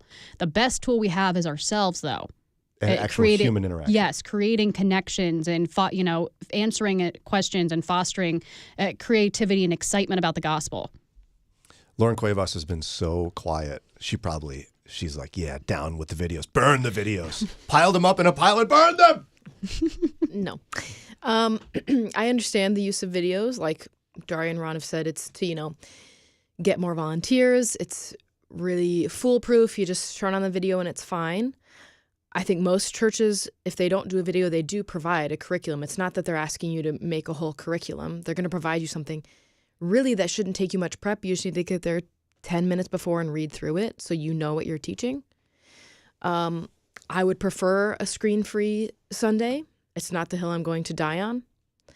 What's important to me about children's church or Sunday school is that my children are learning that people outside of me and my husband and their grandparents are trustworthy, are kind, and that care about them. Mm-hmm. That there is a community outside of mom and dad that love Jesus, that want you to also grow in Jesus.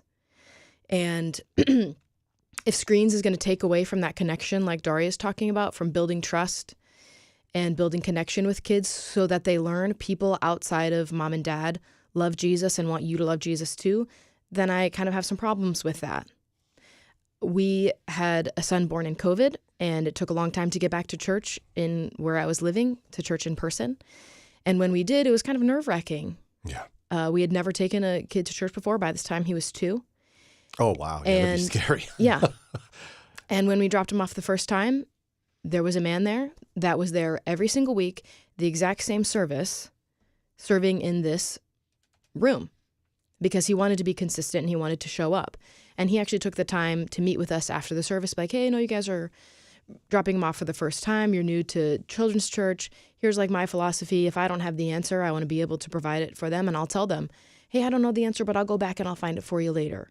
And he wanted to foster true connection. And within 2 weeks, great teacher. Our son was like, oh, is Mr. So-and-so going to be there? I got to see Mr. So-and-so. Because he made true connections with the kids he was watching that were 2-year-olds. Oh, I love They're that. like sprinting around the room, like launching themselves onto stuff. But he was making connections and fostering relationships, which I think is what children's church should be about, creating a community outside of your immediate family. I think at the end, hearing you all share your thoughts, I would land on I think it would make sense to, since the world isn't screen-free, maybe we find a way to integrate screens in a helpful way, but not make it the meat of the lesson. Mm-hmm. I don't know that the goal ought to be screen-free if life isn't like that. And we don't need to be militant, but I think we should also have sanctuaries, especially for children, where they do get a break from that. That's a good point. I think church of all places should be a time where we put the screens away because it's about community and Jesus. That's a good point, Daria. It's 7:50. We're up against a break. More coming up here on WCRF. Moody Radio is on the air thanks to the support of listeners and Hawkins Sales. They've been serving our region's electrical industry for over 40 years. More information about Hawkins Sales is at hawkinssales.com. It's today. Moody Publishers' 50% off book lover sale is today. Shop brand new books like Killing Sin by Carl Clausen, This Light of Mine by former Moody Bible Institute President Joe Stowell, Disappearing Seat by Heather Holloman, and many more at 50% off, like the newly updated Moody Bible Atlas for a greater understanding of the Bible's geography and history. 50% off book lovers sale. Offer ends tonight only at moodybooks.org. The following is not an actor, but a real-life story from Trinity Debt Management. I'm Claire from Trinity Debt Management. I'm a counselor, and the reason that I love working for Trinity is because I get to help folks with one of the hardest problems a family can face, and that's financial difficulties. In this day and age, everything is going up. You have higher utilities, higher grocery bills, higher fuel, and those credit card interest rates have gone up as well. We can help you with that. We can help you get lower interest rates, lower monthly payments. In just a few minutes, we put together a plan that gets you out of debt and keeps you out of debt. I love my job. It's a great program and a very smart way to find debt relief. If credit card debt has you down, call Trinity at 1-800-659-9838. I'm Claire, a Trinity counselor. Call me and become debt-free for keeps. 1-800-659-9838. Helping you take the next step in your walk with Jesus. It's Mornings with Brian on Moody Radio, Cleveland. Mornings with Brian. Moody Radio, Cleveland. 103.3 at 6 to 9 a.m.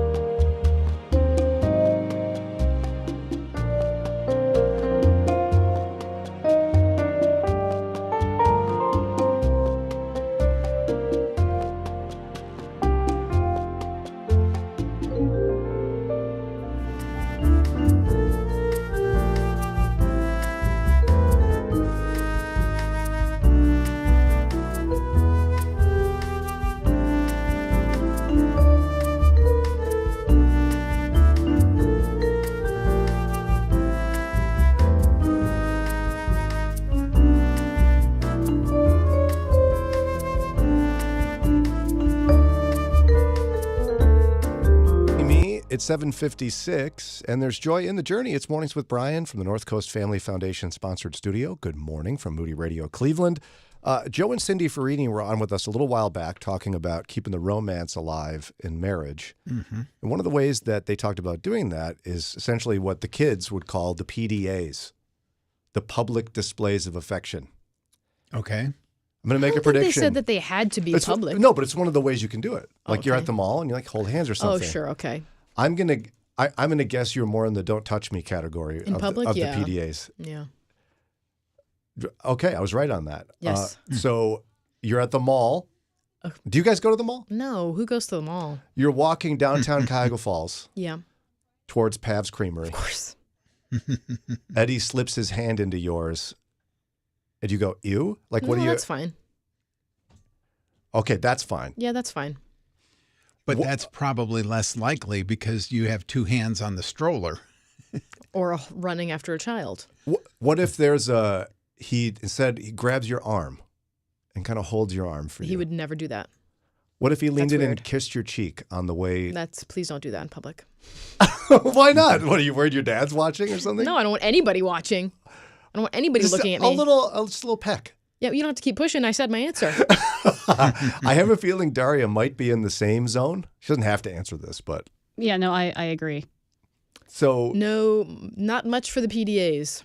Jimmy's the perfect height to just wrap his arm around you as you walk down the streets of Akron. No, that's weird. What about you're at the restaurant and he just like, "Oh, I'm having such a nice time." Little kiss, little kissy poo. I guess. Yeah, I guess she says. I don't like. Don't touch me. If you must. Like attention. Yeah, I'm not into. Yeah, I don't like PDA. It makes me kind of uncomfortable. Like physical touch is also not my love language. Like it's not that I hate it, but it's just no, I don't want that out in public. Very obscure reference somebody will appreciate. There's an old show, Space Ghost. Okay, and there was a guy Brack on it. He had a whole song called "Don't Touch Me." You should look it up on YouTube. It could become your whole theme song in your life. Don't touch me. He does that 20 times. Ron, I bet you like some PDA. Yeah, holding hands or her holding my bicep in the crook of my arm, Yeah. A little That's smoochy poo? Less that. I don't mind it, but it is awkward depending on the situation. Well, I mean, what situation would a little smooch be okay in public, Ron? If she's going to the nursery and I have to go help with the coffee that morning or something, and as we depart, she leans in for a kiss. You back away. You would. Sounds like it. Oh, what are you doing? Not here. Bye. Is that what you would have done? I would turn around and walk away. Whoa. Bye. Really? Whoa. Yeah, I don't know who you are. God made Stranger? marriage. God made. You're in his house. He made it. He made kissing. Yes. That's so cute that you do that. I'm like, all right, bye. Wave. And guaranteed, your wife Sarah's not doing PDA. No, She that's doesn't actually like not it. true. She doesn't mind. She doesn't mind. We hold hands. What kind? I mean, we're not, parking for a minute or something here. We're just, I could kiss her and she'd be fine with that. She would. I kiss her cheek at the mall, or I go up to her at a store and give her a hug. I don't know. I'm just. Do you go to the mall? I'm trying to love think the of- mall. I'm trying to think of places people go. We don't go anywhere. Public displays of affection require public. We don't go anywhere. But at a restaurant, I might hold her hand or be like, "Oh, you look so beautiful." Kiss her cheek or something, and she wouldn't say "ew" like you all would do. Yeah. No. What's the? You said you saw something. Yeah, at I don't church. know if you want to talk about that, but That's okay. At church, there was people in front of me where the wife was massaging her husband's back, and it's just a little too much for me during the service. No, when you say massaging, just rubbing his back, what's wrong with that? It's just No, it was a hard press of the, what is this called? the heel of your The heel of your hand into his back repeatedly. Maybe he has back problems. Yeah, well, You still don't want to handle see that it. at home. What about the gentle back tickle at a church service? Once is fine. If it's short. Yeah, short. Thank you. Not going on for 5 to 10 minutes or longer. Would you and Eddie ever hold hands in church? Yeah, Oh, okay. not for the whole service. Sweaty. Like, when is this happening? Worship? No. Prayer? No, during the end of the service, the benediction. So we hold hands for the very brief. May the Lord bless you and keep you. May His Go in face shine peace. upon you. You've held hands. A full hand hold? Are we intertwining fingers? Full hand hold. And then it's like... Bye. Gotta walk out now. Gotta go How turn much around do you and leave. connect to that, Daria? I mean, Jimmy and I hold hands in public. I'm fine with that. So, sometimes he'll put his arm around me when we're sitting. I'm okay with that. It's just it's very, very awkward to walk and have someone's arm around you. Is he doing the classic stretch and yawn bit? No, we're married. I do that sometimes just to be funny. No one's surprised by that. It's a great move. It works. Yeah, for a first date. For our first date, Sarah held her hand out at a movie, palm up on the armrest. It took me like 2 hours to get the courage. I think I did something similar to Jimmy, and he was not taking So the bait. embarrassing. Yeah. It's embarrassing to respect women. Okay. No, it's embarrassing that you took that long when it was obvious what she was looking for. I was nervous. I was nervous. I'm still nervous thinking about it. The PDA thing, I just find amusing. If Eddie's listening, I hope he does that. He should take you out somewhere and just try to give you a big smooch. If you think that he is for it, he is not. Did you get this from your parents? Your parents were all like groaning when people were doing that in public? Oh, don't do that. No. Christians don't kiss. No, I don't recall that. Okay. My dad, at least at home, I remember my dad kissing my mom, like in the kitchen and stuff. Okay. Is Eddie allowed to hold your hand at home, or? Why would he do that? You guys said that when you watch TV. Oh, please, let's just walk around the kitchen island holding hands. What do you mean? Like on the couch or something. Oh, sure, that's fine. But I thought you said you guys sit on opposite ends of the couch. Yes, because of how our couch is laid out, we both would like our legs to be like, full length out. Yeah, I got it. Yeah, no, we like to spread out on the couch. Yeah, I don't want to be squidged up. When you were dating, did you do that? Well, we didn't have a couch that had, neither of us had the couch that, had long limbs. Like recliner? The chaise lounge, I we believe? have a chaise part, and then it's an L, so you can sit not the right way, and your legs can be straight out. Okay, well, we've ironed all that out. Is this generational? No, I think it's personal. Mm-hmm. It's just personality. Lauren and I are much more reserved than you are. Shocking. 8:03, we got much more to come. WCRF, Mornings with Brian. It's Mornings with Brian from the North Coast Family Foundation sponsored studios. Christian counseling for adults, couples, children, and families. North Coast Family Foundation. WCRF, Cleveland. WVMS, Sandusky. WVML, Millersburg. WVMN, Newcastle. WVME, Meadville. WVMU, Ashtabula. And with the Moody Radio app or at moodyradio.org/Cleveland. Health and Human Services Secretary Robert F. Kennedy Jr., who has in the past criticized vaccines, now says they're the best way to stop the spread of measles. It's 8:04. I'm Ron Eastwood, Moody Radio News. Kennedy traveled to Texas Sunday, where he visited the epicenter of a measles outbreak that's now killed 2 children. He said he's deployed a team to supply pharmacies with the measles vaccine. An Ohio State Highway Patrol trooper was working the scene of a crash on the Ohio Turnpike when he was attacked by someone at the scene, with the suspect then stealing their patrol vehicle. The suspect was later shot and killed by Pennsylvania State Police in the Keystone State. And Pennsylvania Senator John Fetterman is looking to stop drug smuggling in federal prisons. The bill would make the Bureau would require the Bureau to develop and implement a digital scanning system that would detect fentanyl and other synthetic drugs being mailed and smuggling them in. In sports, the Cavaliers bowed to the Kings 120-113. The Guardians lost to the Angels 6-2. The Pirates walked off the Yankees in extra innings 5-4. The Blue Jackets got shut out by the Senators 4-0, while the Penguins fell to the Blackhawks 3-1. Here's your Moody Radio Cleveland forecast. Mostly sunny this morning, then partly sunny with rain showers likely this afternoon.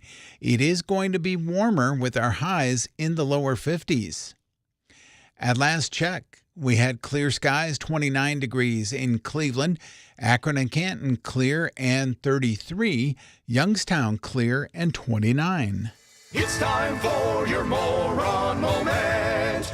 Garrett Morgan is arguably one of the most influential Clevelanders of all time. While some of his innovations impacted life in small but positive ways, one invention in particular has saved thousands of lives. The smoke hood, a device that allows firefighters to filter air, was cheaper than the era's oxygen masks, and it was surprisingly effective. It gained particular fame on July 24, 1916, when an explosion in a tunnel under Lake Erie trapped dozens of workers. Morgan arrived with his smoke hood and rushed in to help. He personally saved 9 people that day, making him a hero in addition to a talented inventor. And that's your Moron Moment. And you'll find that on our Facebook and Instagram.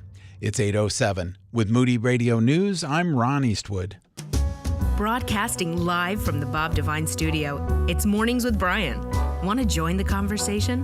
Call or text now at 440-546-2255. It's Mornings with Brian on Moody Radio Cleveland. Mornings with Brian. Moody Radio Cleveland. 103.3 at 6 to 9 a.m.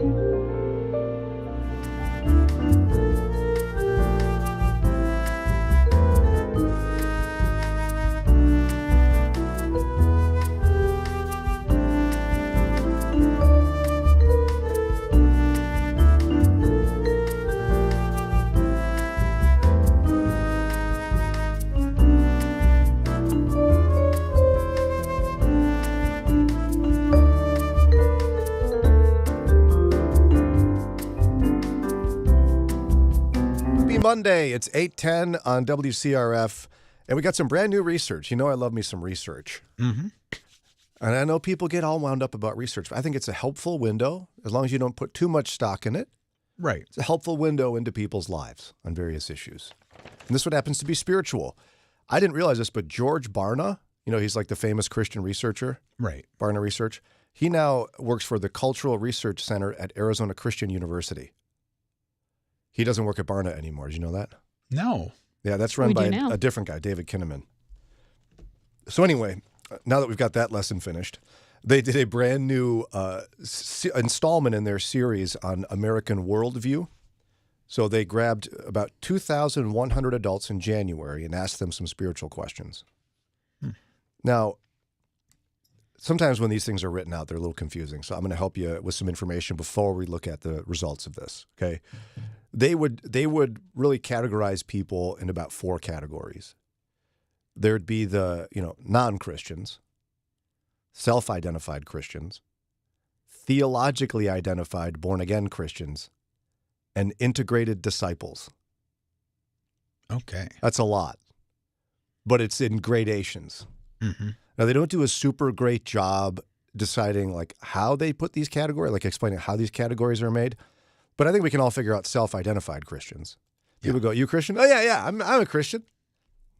Okay, and that's the lowest level of entry point into someone saying they're a Christian. Then we have theologically identified born-again Christians and integrated disciples. The most the depth at which someone would answer all the right theological questions and understand everything to be considered a Christian would be the integrated disciple. They really got their things ironed out. Is this helpful in some way, the categories where we look at the numbers? You're showing it's like a ladder. It's a scaffold. Mm-hmm. Okay, so now let's look at a couple of questions from the survey, and we're going to zero in on the Trinity. Okay, so first of all, people were asked, do you believe God exists and affects people's lives? If you take the entire sample group, 40% of respondents believe God exists. So this includes the atheists and such. Mm-hmm. Of 2,100 Americans, only 40% think God exists in this group. That's disappointing. I'm surprised it's that high. But now let's break it down, okay? The integrated disciples, the highest category of belief, 100% of them are like, yep, God exists. Whew, good. Yeah. I would hope they would be high. Theologically identified born-again Christians, 60%. What? Huh? I know. That's what I read. Eh? The self-identified, yeah, I'm a Christian, 53%. Maybe it's just accounting for that people have doubts. I want to know exactly how they asked the question. Or maybe that's my parents were Christians, ergo I'm a Christian. Yeah. Yeah, which is why I think, oftentimes surveys talk about Christians or evangelicals. The level at which we ought to trust that clearly is not a very high level of trust. Mm-hmm. I'm so curious what these people think of Christians if they're calling themselves a Christian. It's like, I'm an Jesus is elephant, cool. then. I like Jesus. He's cool. Like they believe in some biblical principles, something like that. So how about this one? The same group of 2,100 adults were asked, do you believe in the existence of Jesus Christ? Who, by the way, was a historical figure. Yeah, sure. Verifiably so. I mean, every world history textbook I ever taught out of, and every college course that dealt with this era of history includes discussions of the person of Jesus who literally existed. Right. It is an indisputable fact that he did. And yet in this survey, if you look at 2,100 adults, 59% said, yes, I believe Jesus existed. 59%. Shocking. No, again, this is not necessarily just Christian people are saying this. Hopefully, I don't know how you call yourself a Christian, don't believe he existed. But we have a significant number of human beings alive who don't realize that Jesus was a real person. If you ask them, did Shakespeare exist? I bet you get 100%. You ask them, Julius Caesar. Sure, yeah, like that. What in the world? Socrates, Plato. Oh, yeah, sure. But not Jesus. There's at least as much evidence of his existence as any of those others. But now it's about to get real theological, so we need Lauren's theology hat. Okay, you ready, Lauren? Moody Bible Institute graduate. So the question about the Trinity. So they asked, do you believe in the Trinity that the God of the Bible is, quote, three distinct but inseparable and equal persons in one infinite being? The persons in the Trinity are being God, the Father, Jesus Christ, and the Holy Spirit. All of that was in the question. How do you feel about that? Good. That's pretty theological. Three distinct but inseparable and equal persons in one infinite being, that being God, Jesus, and the Holy Spirit. Okay? Among integrated disciples, their highest level of Christian, 62% said yes. Wow. What your head is about to explode. You can't call yourself a Christian and not believe in the Trinity. But we have 62% in this survey of the most qualified Christian, the person that would be most identified as an act. Okay, you're a Christian. Only 62% are buying into the Trinity. It's a core doctrine of the Christian faith that God is a triune being. Just for funsies here, only 24% of theologically identified born-again Christians thought it. 6% of self-identified Christians. So it drops very dramatically as we go down. And the overall group, sample group, only 11% said yes. So what do you make of that, Lauren, as a theology nerd? I mean, it's not surprising that people don't. A sample group would be so low because it's a very hard concept even for people who do believe in a Trinity to understand and grasp. That it's one being that's in three persons, that they're all God, but they're also all their own being. It's a hard concept to understand. It's a hard concept to understand that Jesus is human and God. It's hard to understand that God, through the Holy Spirit, is a spirit, but also is like divine in this other being. It's hard. It's hard to understand. Yes, it's hard to understand. And so I'm not surprised that at the large sample group, people don't believe that that's true because it's hard to understand. And if you can't make something understandable, then why would you believe it? Would you agree, though, it's a problem if you are categorizing this intensely, various types of people? Yes, that's a problem. That you've got only 62% of the highest level of Christian they're measuring saying they believe in the Trinity. Yes, that's a problem. Yes. So the question becomes, why is this the case? George Barna has a couple of theories. I'm curious what you all would think. How did we get to a place where, again, I'm not saying this is the end-all be-all survey, but I can tell you George Barna is reliable. A sample group of 2,100 Americans is pretty good. It's not the best. It's pretty good. So this is a little bit troubling. Why is this the case? We'll talk more about that. Would love your input, 440-546-2255. If you're 65 or older, you know this. Seeing your healthcare costs go up and up is frustrating. And maybe you were just notified that your Medicare costs are increasing again, or you're just tired of the massive deductibles. Well, here's some good news. There's a program that can really help with this. It's MediShare 65 Plus. It's an affordable, reliable alternative. You can choose any Medicare provider. You get telehealth access anytime you need it. And MediShare 65 Plus is a low-cost option for those with Medicare Parts A and B, and it fills in the gaps where Medicare stops. MediShare is a Christian healthcare community that aligns with your faith. People actually pray for you. They encourage you, and it's proven, too. It's been going strong for over 30 years now. So call now. You can get one low monthly price for up to 10 years. You're not stuck with increasing costs. You can do something about this today. Call MediShare 65 Plus. Find out how much you can save. Call 833-59-SHARE. That's 833-59-SHARE. 833-59-SHARE. It's today. Moody Publishers' 50% off book lover sale is today. Shop brand new books like Killing Sin by Carl Clausen and many more. 50% off book lovers sale. Offer ends tonight only at moodybooks.org. Hey, my name is Brant Hansen, and I have a tough job. I have 30 seconds to tell you about the most beautiful Jesus-shaped thing I've ever seen in my life, and now more like 22 seconds, but it's Cure International Children's Hospitals. They do surgeries by the thousands every year, all in the name of Jesus. Tens of thousands become Christians every year in these hospitals. Imagine proclaiming the kingdom and healing the sick. It's that good. Check it out. There's nothing like it. More people need to know about this. It's cure.org/Moody, cure.org/Moody. Mornings with Brian on Moody Radio Cleveland. 6 to 9 a.m. Weekdays on 3.3.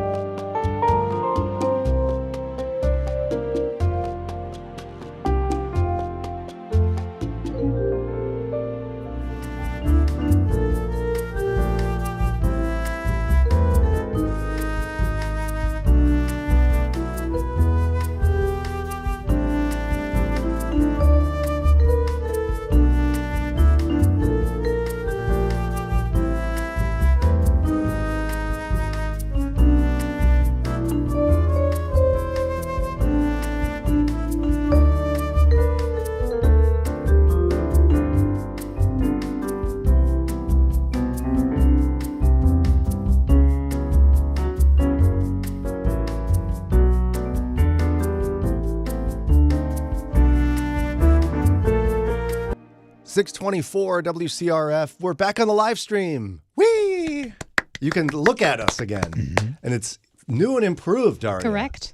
It's all a bunch of nerdy software stuff, but what do people have to see the differences, or can you tell some of the highlights, or how do you want to handle that?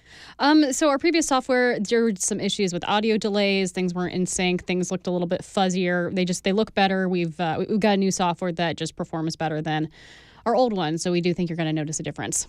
Lauren perked up when you said in sync. Yes. Do we have in sync in this, or we're just in sync? Just yes. Okay, gotcha. Fair enough. If we had NSYNC here, I'd cry. Especially if Justin showed up.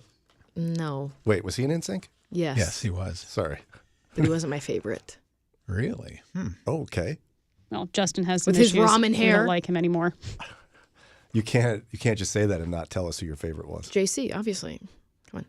JC. And we all know that he carried NSYNC on his back, not Justin Timberlake. We all know it. I don't think anyone knows that. Oh, yeah. Most of the songs, it's him singing. He did not bring us one of the best cultural traditions that we're about to embark upon, which is, it's gonna be May. Yes. That was Justin. That was Justin. But You're going to have to show me which one this NSYNC is. girls I don't know. do know. We know. Do you know, Daria? I missed NSYNC. Too young. Goodness sakes. I was not into the Jonas Brothers, but when I was growing up, it was the Jonas Brothers. Oh, JB. Ron and I were big into the Beach Boys. A little bit different type of boy band. Yeah, no, I grew up with a lot of Beach Boys. I wanted to go to Kokomo when I was a kid. Obviously. I mean, it's the place where you want to go. You get there fast. You take it slow. Then you take it slow, yeah. Okay, that's not why we're here, though. We're talking about new research out of George Barna's Cultural Research Center at Arizona Christian University, a group of 2,100 adults. If you're just tuning in, they made a real kind of complicated way to break down the various levels at which someone is considered a Christian. There's like 3 levels: self-identified, they have another one, and then integrated disciple, okay? The problem is even among the highest level of qualification to be called a Christian in their survey. Lauren doesn't like the way I phrase that. No, I'm laughing at myself. Oh, okay. A joke I made in my head by myself. I do that all the time. It's great. So 62%, only 62% of integrated disciples believe in the Trinity. It's bad. So why Do is they not this? believe in the Trinity, or they don't believe that God is triune? They were asked, I have quotes, do you believe in the Trinity, that the God of the Bible is 3 distinct but inseparable and equal persons in one infinite being? So they believe that there's a God, but not necessarily that he's triune in nature. I guess. Yeah. Okay. Yeah. They don't understand the basic, again, nobody really understands the No, Trinity. you can't. Yeah. But the principle that it's one but 3 parts, 3 persons, Not Father, parts. Son, Holy Spirit, Not parts. persons. Lauren, Father, Son, Holy Spirit. No, that's a big deal. You can't say it's parts. But what I'm saying is, even theology nerds like you, I can look at this and go, yeah, I believe in that. Yeah. But only 62% of people in the that's survey that are scary. I think what's tripping people up is, one, it is a very, very hard concept that completely transcends our ability to understand as humans. And I think the other part, too, is that pastors, I feel, don't do a great job of focusing on these harder theological and biblical truths to make sure their congregants understand. That's one of George Barna's very points. Yeah. He said many Christian churches are focused on delivering multi-part series that are not effectively developing or bolstering an integrated biblical worldview that congregants can rely upon to counteract popular secular takes on reality. Like, he's somewhat kind of going, pastors, your sermons are cute. They're full of points and alliterations, but you're not teaching basic theology. Mm-hmm. You can't just assume that everybody it comes from a background where they know this. I mean, there's plenty of concepts that I wasn't familiar with at all until I got well into adulthood, because it just never, my dad did a great job of laying a biblical foundation. There are certain things that just never occurred to him to make sure I understood. Yeah, I would say. Do you buy into that reason, Lauren? Yeah, I think that you can't assume that everyone in your congregation just knows that we all here are believing that God is triune. Yeah. Yeah, I mean, I thought when I was teaching high school, I taught world religions as part of geography. And I would teach the major ones. I would teach Christianity, Islam, Buddhism, Hinduism. I think I also did Taoism at one point. And I kind of assumed I could just skip over the Christian stuff because it was a bunch of suburban kids. totally wrong. I actually did the diagram up in front of, you can draw like two cliffs. Yeah. And Jesus, the With cross. Is like the bridge. And I did that illustration the way it's supposed to be done. Two girls in the back raise their hand. Doesn't sound anything like what our pastor says. And I was like, what? So another reason George Barna says this has happened, he said, quote, "It could be argued that the primary theologians influencing the spiritual views of Americans these days are figures such as Tucker Carlson, Joe Rogan, Russell Brand, Jordan Peterson, Megyn Kelly, and Bill Maher." Oh, those famed theologians. He said all influential podcasters and not religious figures. Who's getting their religious and biblical information from those guys? All of them talk explicitly about faith. Can all of them on that list. And I've heard some of them talk about faith, and I have many questions. Tucker Carlson, Joe Rogan, Russell Brand, Jordan Peterson, Megyn Kelly, and Bill Maher. All of them talk about religion regularly. Wow. I don't know a couple of them, and I would not think of Tucker Carlson or Joe Rogan or Megyn Kelly. They have distinct places, but theology is not anything I would associate with them. I wouldn't say they're not Christians. I just wouldn't go to them for my theological training. I would argue some of them aren't, just based on what I've heard them say. Well, and I don't think Barna is saying that people are going to them for their theological training, but it's a consequence of consuming mass quantities of their content. Yeah. Is that you absorb in bad theology. Right. If the primary spokespeople spiritually into your life are not actual spiritual people. That's a problem. I think he's right. Yeah. I think there's a lot of us soaking in our worldview from commentators. What you consume over time is what you start believing.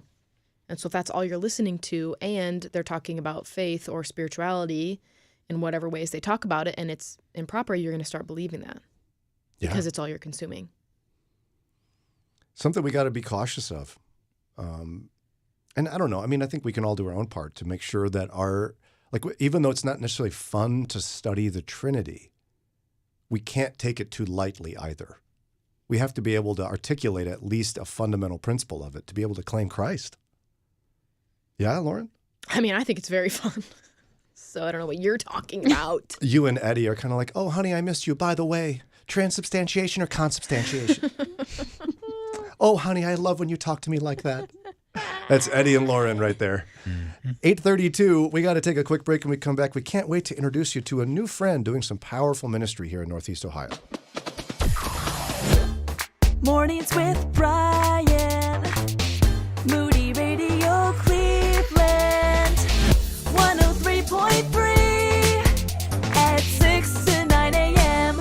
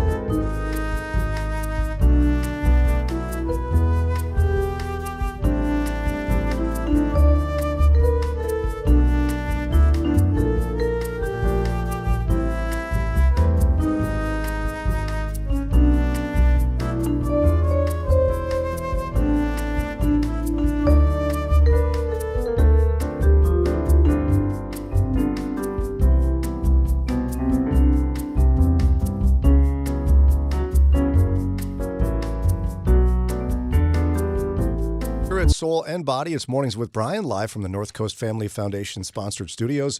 Good morning from Moody Radio Cleveland. And you guys, we got a brand new friend in studio. He is president and CEO of Christian Children's Home of Ohio. Kevin Hewitt, welcome to the show. Brian, thank you so much. What a pleasure it is to be here, and honored to be here. And I've just discovered you and I have a profinity for the better of the sciences. Yes. There's the people doing like biology and physics, all that boring, dumb stuff. We're in the social sciences. Yeah, that was by far more difficult than the other ones. And interesting. Not difficult. and it's a silly thing. I used to teach social studies, but yeah, so some of your undergraduate training was in that. Yes. Wasn't it so fun? It was fun. I really enjoyed it. These guys were falling asleep in history class. I was taking more. There we go. Did you fall asleep in history? No, I liked history. It was better than math, so. Oh. Nothing truer has ever been said on this show. Wow. And I primarily went into social sciences to avoid math. See, I actually liked math too, so I want a cool dinger like that. Here, you want to borrow mine? No, I'm just kidding. Oh, okay. It's nice to have a bell to make yourself correct. Whenever you hear a bell, I'm usually we got double bells saying that I'm right. Okay, but that's not why you're here. You want to talk a bit about your work of the Christian Children's Home of Ohio. Give us kind of the overview of what you all do. Oh, man. So we have three main programs. So our Children's Residential Center is located about 5 miles north of Worcester, where we have 5 cottages, and we provide treatment for kids that have experienced trauma severe enough they can't be in a home. So I know as a teacher, you probably saw some of those kids that we work with and some of their stories. I mean, all their stories just break your heart because of what's occurred to them. And then we have two other main ministries, and that's in Encompass Christian Counseling. We have 10 offices located throughout Northeast, and we just opened up in Circleville. And then we have Encourage Foster Care, which is about 80 foster homes located throughout Northeast Ohio. And it's always overwhelming for me to hear about foster care because of how many kids need help. I mean, how many kids are rotating into the system right now or in it? Well, the last, and again, stats are usually, a little bit behind by the time we get them. So in 23, I believe there's like 23,000 kids in the custody of county agencies. Now, they might be in foster care in the state of Ohio. Oh, so 23,000. 23,000. Somebody was hoping you were going to say in America. No. I think in America it's over 400,000. So that may be low. That might even be low. It truly is breathtaking to even think about that level of situation. So you're helping kids primarily that are so traumatized that they probably won't be placed in a home yet. Well, that's our residential center. In foster care, they experience some trauma. Because imagine, you growing up and being told that you're going to go live with somebody else. I mean, that's trauma right there. No matter how difficult of a situation you're being in, that's still, you're moving. So it's a challenge. And that's what makes, our foster parents are literally modern day heroes. Oh, so, yeah. Well, and we live in an era, we talk about all the time how important mental health care is. Yeah. And those of us with intact families are trying to work out our trauma from our childhoods. Correct. So, wow, okay.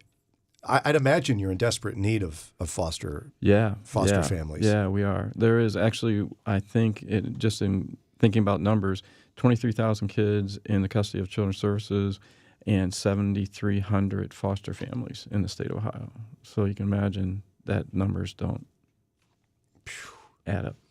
Which is why sometimes I imagine you hear the terrible stories of people in it for the check that comes, and why we need more and more believers to be a part of this. Yeah, I think that's the main difference between our foster parents and other foster parents is look at the kids with an eternal value, an eternal worth, not just a temporal. And some of the horrible stories we've heard is there were foster parents that would name their next foster child by what they were going to buy with the money they have. So Get out of like here. minivan or addition to the house. And we don't have that happen. We have foster families that love Christ and want to, they are literally missionaries in their own home. Yeah, and it's shocking to hear that, but I know it's true. I remember when I lived in the south side of Chicago, there was a young man who would beg at an intersection, probably in his teens. And I was talking to somebody once, one of my neighbors, and they said, "Oh yeah, you know where he lives? It's his foster house. They kick the kids out during the day to go make money." Man. And again, these are the horror stories of how the system works when there aren't enough people in there who love the Lord or are just good human beings. Yep. And the problem with that too, Brian, and I don't mean to interrupt you. No, please go. Is those are the stories that hit the press. Right. Is the foster kids that do that, or the foster child that goes down and robs the gas station or whatever. You don't hear of the foster parents that are literally. Actually, we had a Monday Motivation written by one of our foster families, and she described they've had 7 placements and 5 kids. 5 of them have been baptized. I mean, those are the stories that, and not only this, and this was going to hit you, is not only were the kids baptized, but they made a relationship with the birth mom. And the birth mom at one time started coming to church with the foster families. And the church, she looks over and goes, "I want to go forward." And the foster mom, Cheryl, said, "What?" And she goes, "No, I want to go get baptized, like right now." And so she went out. So birth mom, foster child, they still have a great relationship. I mean, I get goosebumps talking about that because that's the way it's supposed to work. I mean, that's a cool thing. And I'm guessing the recipe is probably simple as just loving the kids well who haven't been loved well. Yeah. And it's hard. It's hard. It's a lot because reality is all of us, that hits all of our hearts. But how many of us actually step up and do it? I mean, that's why I love sports. I mean, we can talk sports all day, but when I think of true heroes, it's our foster families, our adoptive parents, our treatment specialists in residential. I mean, they are literally taking on like the pain, the emotions, our Encompass Christian counselors that are walking alongside people that are just hurting and are desperate for the understanding and the peace and the hope that's found in Christ. Yeah, and talking about these kind of things is so important because often when you don't know much about the system, right, people will blame the administrators of the foster care system when the reality is what you told us before, right? There's 23,000 kids and 7,000 families? Yeah. And so when you don't have enough families, you can't be as selective. Yeah. And we don't want to put kids in orphanages in America. Correct. So if they had more people willing to foster than children, they could be more selective. Yep. Which is where you hear about communities around the country where churches make it their mission to. Oh. I think there was one in Texas where they made the mission. Possum trot. You've heard about this? Yeah. Can you give us the basics of that story? Yeah, it's Sound of Hope. I think it was called Sound of Hope because Sound of Freedom was the human trafficking one. So it was Sound of Hope. It was actually a church that saw the need in the community and said, we're getting rid of the need for foster parents. And in their county. Right. And they did it. I mean, it's a crazy good story. Now, it's not an easy journey. Oh, no. It can be one of the harder journeys you take. Yeah. But that's the power of what one church could do in one county. Yep. Can you imagine? All right, it's 8:44. We're up against a quick break. With us in studio, Kevin Hewitt, President and CEO of the Christian Children's Home of Ohio. We'll continue chatting with him about perhaps opportunities you can plug in or pray about how you can support this ministry doing a great work for God's kingdom in our state. The following is not an actor, but a real-life story from Trinity Debt Management. I'm Claire from Trinity Debt Management. I'm a counselor, and the reason that I love working for Trinity is because I get to help folks with one of the hardest problems a family can face, and that's financial difficulties. In this day and age, everything is going up. You have higher utilities, higher grocery bills, higher fuel, and those credit card interest rates have gone up as well. We can help you with that. We can help you get lower interest rates, lower monthly payments. In just a few minutes, we put together a plan that gets you out of debt and keeps you out of debt. I love my job. It's a great program and a very smart way to find debt relief. If credit card debt has you down, call Trinity at 1-800-659-9838. I'm Claire, a Trinity counselor. Call me and become debt-free for keeps. 1-800-659-9838. Every day, thousands of children and families face hunger, poverty, and hardship. For 75 years, World Vision has been following Jesus and serving the poor, believing in a world where children are free from poverty and equipped to reach their God-given potential. And you can be part of this work, helping children and families gain access to essentials like clean water, education, healthcare, and nutritious food. Discover how you can show Jesus' love to children in need by visiting worldvision.org/radio. Good morning, Cleveland. Thanks for choosing us to help you start your day. It's Mornings with Brian on Moody Radio Cleveland.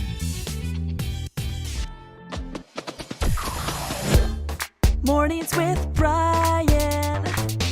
Moody Radio Cleveland. 103.3 at 6 to 9 a.m.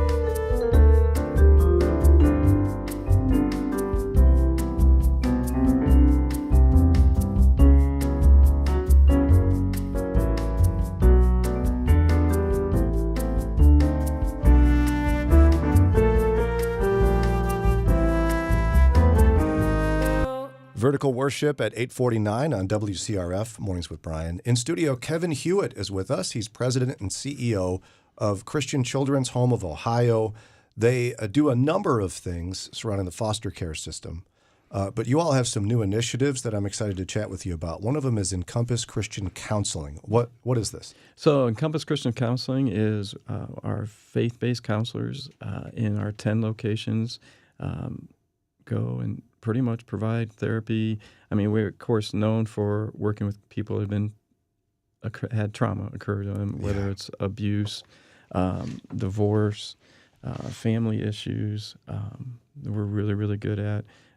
We have licensed professional counselors that love Jesus, and they make an amazing impact in the world. And they're trauma specialists, it sounds like, which is so key. Yes. People who aren't quite into the whole counseling world, there are specialties. Yes. And when you're dealing with kids who have been taken out of their homes due to whatever the situation might be, you need a trauma counselor. Yeah, and not only do we work with kids, but we actually do birth to grave. So we have adults as well, too. So our therapists are highly qualified, highly trained, great people. Now, you have a whole system now for recruiting people, right, to be foster parents? Yeah. So our recruitment specialists, actually we have two now, Heather and Katie. They are fantastic. And Heather actually just won a national award from the Association of Christian Child Care Administrators for the Foster Care Worker of the Year. She is passionate about foster care. A lot of it comes out of her own story. She was in foster care for a while, and so she knows all angles. And so she's passionate. She supports our foster parents. She loves our foster kids. And Katie's relatively new. She was a missionary in Nicaragua, and her and Heather finished each other's sentences, which is a little scary, but they are also super passionate about foster care. So we get excited about that.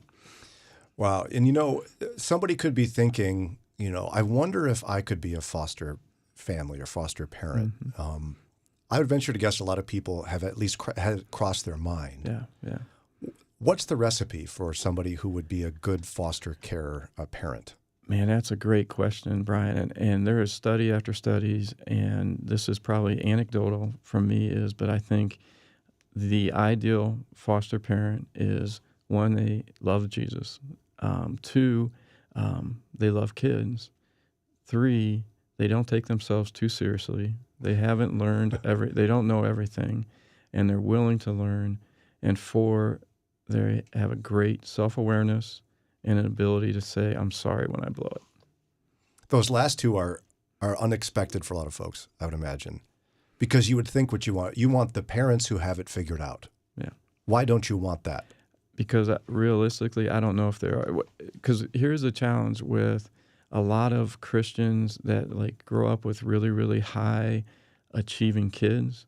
They really, really struggle with kids. They come in with these expectations so high and realize our kids are coming not from that level.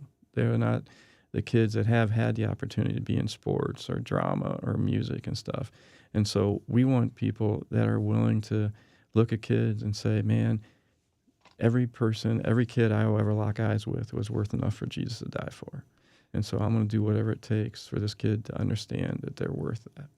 And so maybe even a parent who one of their kids really struggled could be a good candidate. Could be a fantastic candidate because they understand the issues. They understand because the reality is our kids, as you said earlier, it is not easy. I mean, when you're dealing with kids and adults that have been victims of trauma, there's behaviors that are challenges. And if we don't know, I mentioned to you earlier in the break that, we talk about all behavior is understandable with enough information. But a lot of times we don't know that information. And you may have heard this before, kids have certain triggers of things that have happened, even a smell of perfume or cologne. And all of a sudden they'll start acting really, really unregulated. And you're like, what's going on? And so to be able to step back, say this behavior is not about me, it's about what this child's dealing with or what this adult is. Because the challenge with untreated kids is they become untreated adults. And so we know, there is the fight, flee, or freeze. Think about that as an adult in a relationship. If you haven't dealt with those, anytime there's stress, I'm going to fight, I'm going to go, or I'm just going to freeze. That's not helpful. Job, romantic relationships. So we want to, particularly with our Encompass Christian Counseling, one of the things that we want to do is remove barriers in their to people's discipleship. You know what I mean? So, because I know even like in Cleveland, I'm aware of there was a church plant that was really, really thriving till one of their members who had untreated sexual trauma in their youth just pretty much destroyed the church plant because of some behaviors that were understandable once you were able to unpack that. But you can imagine as members of a new church plant, they're like, what in the world's going on? Yeah. And so that's what we want to remove is those barriers to growth of people with discipleship with our Encompass Council. What's that phrase you shared again about every behavior is understandable with enough information. So goodness gracious, that's a powerful phrase. It's true though, right? I mean, It's not mine. I heard it, but it is true. In terms of what it means to love your neighbor, that is a pretty good recipe to consider in the basic principle of the greatest commandment. Yeah. I mean, it's easier to love your neighbor when you understand some of what's going on. I learned that as a teacher the hard way. I told you off the air about this. I would get so angry at students that were acting out or pushing back against me, but every time I took the moment to find out why they did that and find out their home story, it became obvious it wasn't about me. Had nothing to do with me. They weren't laying up at night thinking about how to drive me crazy. They were trying to, I don't know, not get hit by their parent or try to get the next meal. So important. So the average, go ahead. Well, I was just going to say the average child we work with in residential and foster care is about 1.5 years behind in school. But the reality is, if I'm worried about if there's going to be food in the house, or if I'm worried about going to be hit because I didn't do something right that I don't even know I was supposed to do I really care who the 16th president of the United States is? I mean, no, it doesn't. Yeah, I mean that's so that's the coolest thing when we see our kids excel. I mean, we know what they have overcome, and so when they have the ability. I mean, and that's for us as adults, man. That's for us as adults to walk alongside these kids and say, "You can do it. You can do it. You're worth it, man." Amen. Yeah, and I think one of the challenges we face, especially if let's just say you had high-achieving kids or your biological children, I don't think we realize how often we place our own value and identity and worth in their achievement. In that when you have a kid that struggles, suddenly you don't realize how much you think it's a reflection of you. And you're not seeing them for who they are. So I'd imagine that's kind of what you meant, right? When you need people who understand there isn't a script here on how to do this. Correct. And there was a final aspect that I want to jump back to of all the categories of what you need to be a good foster parent. Do you remember there was one more that struck me, and I wish I would have written it down. I was just so captivated with what you're saying. Don't take yourselves too seriously. Yeah, don't take yourself too seriously. What do you mean by that? That you need to be able to laugh. You need to be able to have joy, because there are so many of our kids and our adults that we work with that don't have any joy because they're always anxious. They're always anxious. And to be able to just be able to laugh at yourself. I'm telling you, one of the best parenting techniques ever is to be able to laugh at yourself. Like when you make a mistake, not being able to react about worrying about what people are thinking about, just laugh at yourself. It is contagious, and you bring joy, and it's okay. Yeah, it's taken me a while to work on that. I wouldn't even say I'm there, but I'm working on it. I'm right with you, Brian. Again, we've been having a great conversation with Kevin Hewitt. He's president and CEO of Christian Children's Home of Ohio. How can folks get connected? Maybe someone's got their interest piqued in being a foster parent. Maybe they want to support you. How do they do it? We have a lot of different ways. So actually the best way is probably the internet, but encouragefostercare.org. You'll have all the information there. ccho.org if you're interested. We're always looking for good treatment specialists and staff members. One of the things that limits us in growth is just needing more staff, and it's the same way with EncompassChristianCounseling.org or EncompassCounseling.org, one of those two. I apologize, I should know that. That's okay. But again, we need therapists that love Jesus. Our Encompass Christian Counseling actually came out of our relationships with our churches, that we saw churches that were going out and making a difference in the community, but they would realize once they get out in the community, it's like, man, these lives are messy, and how can we bring in help? So we have partnered. Almost all of our counseling offices came from a relationship with churches. And one of the things that breaks my heart is when we go to churches and we can't find therapists to be able to support that. Yeah. So. Well, consider it. Again, if you can't find it, you can either reach out to us. We'd be glad to connect to you, or just Google it. Again, we're talking about our friend Kevin Hewitt, president and CEO of Christian Children's Home of Ohio. Thanks again for your time today. Thank you guys very much. Love what you guys are doing. Appreciate it, man. You bet. It's 9 o'clock. It's time for J.D. Greer. We'll talk to you tomorrow. Serving Erie, Huron, and Lake counties and beyond.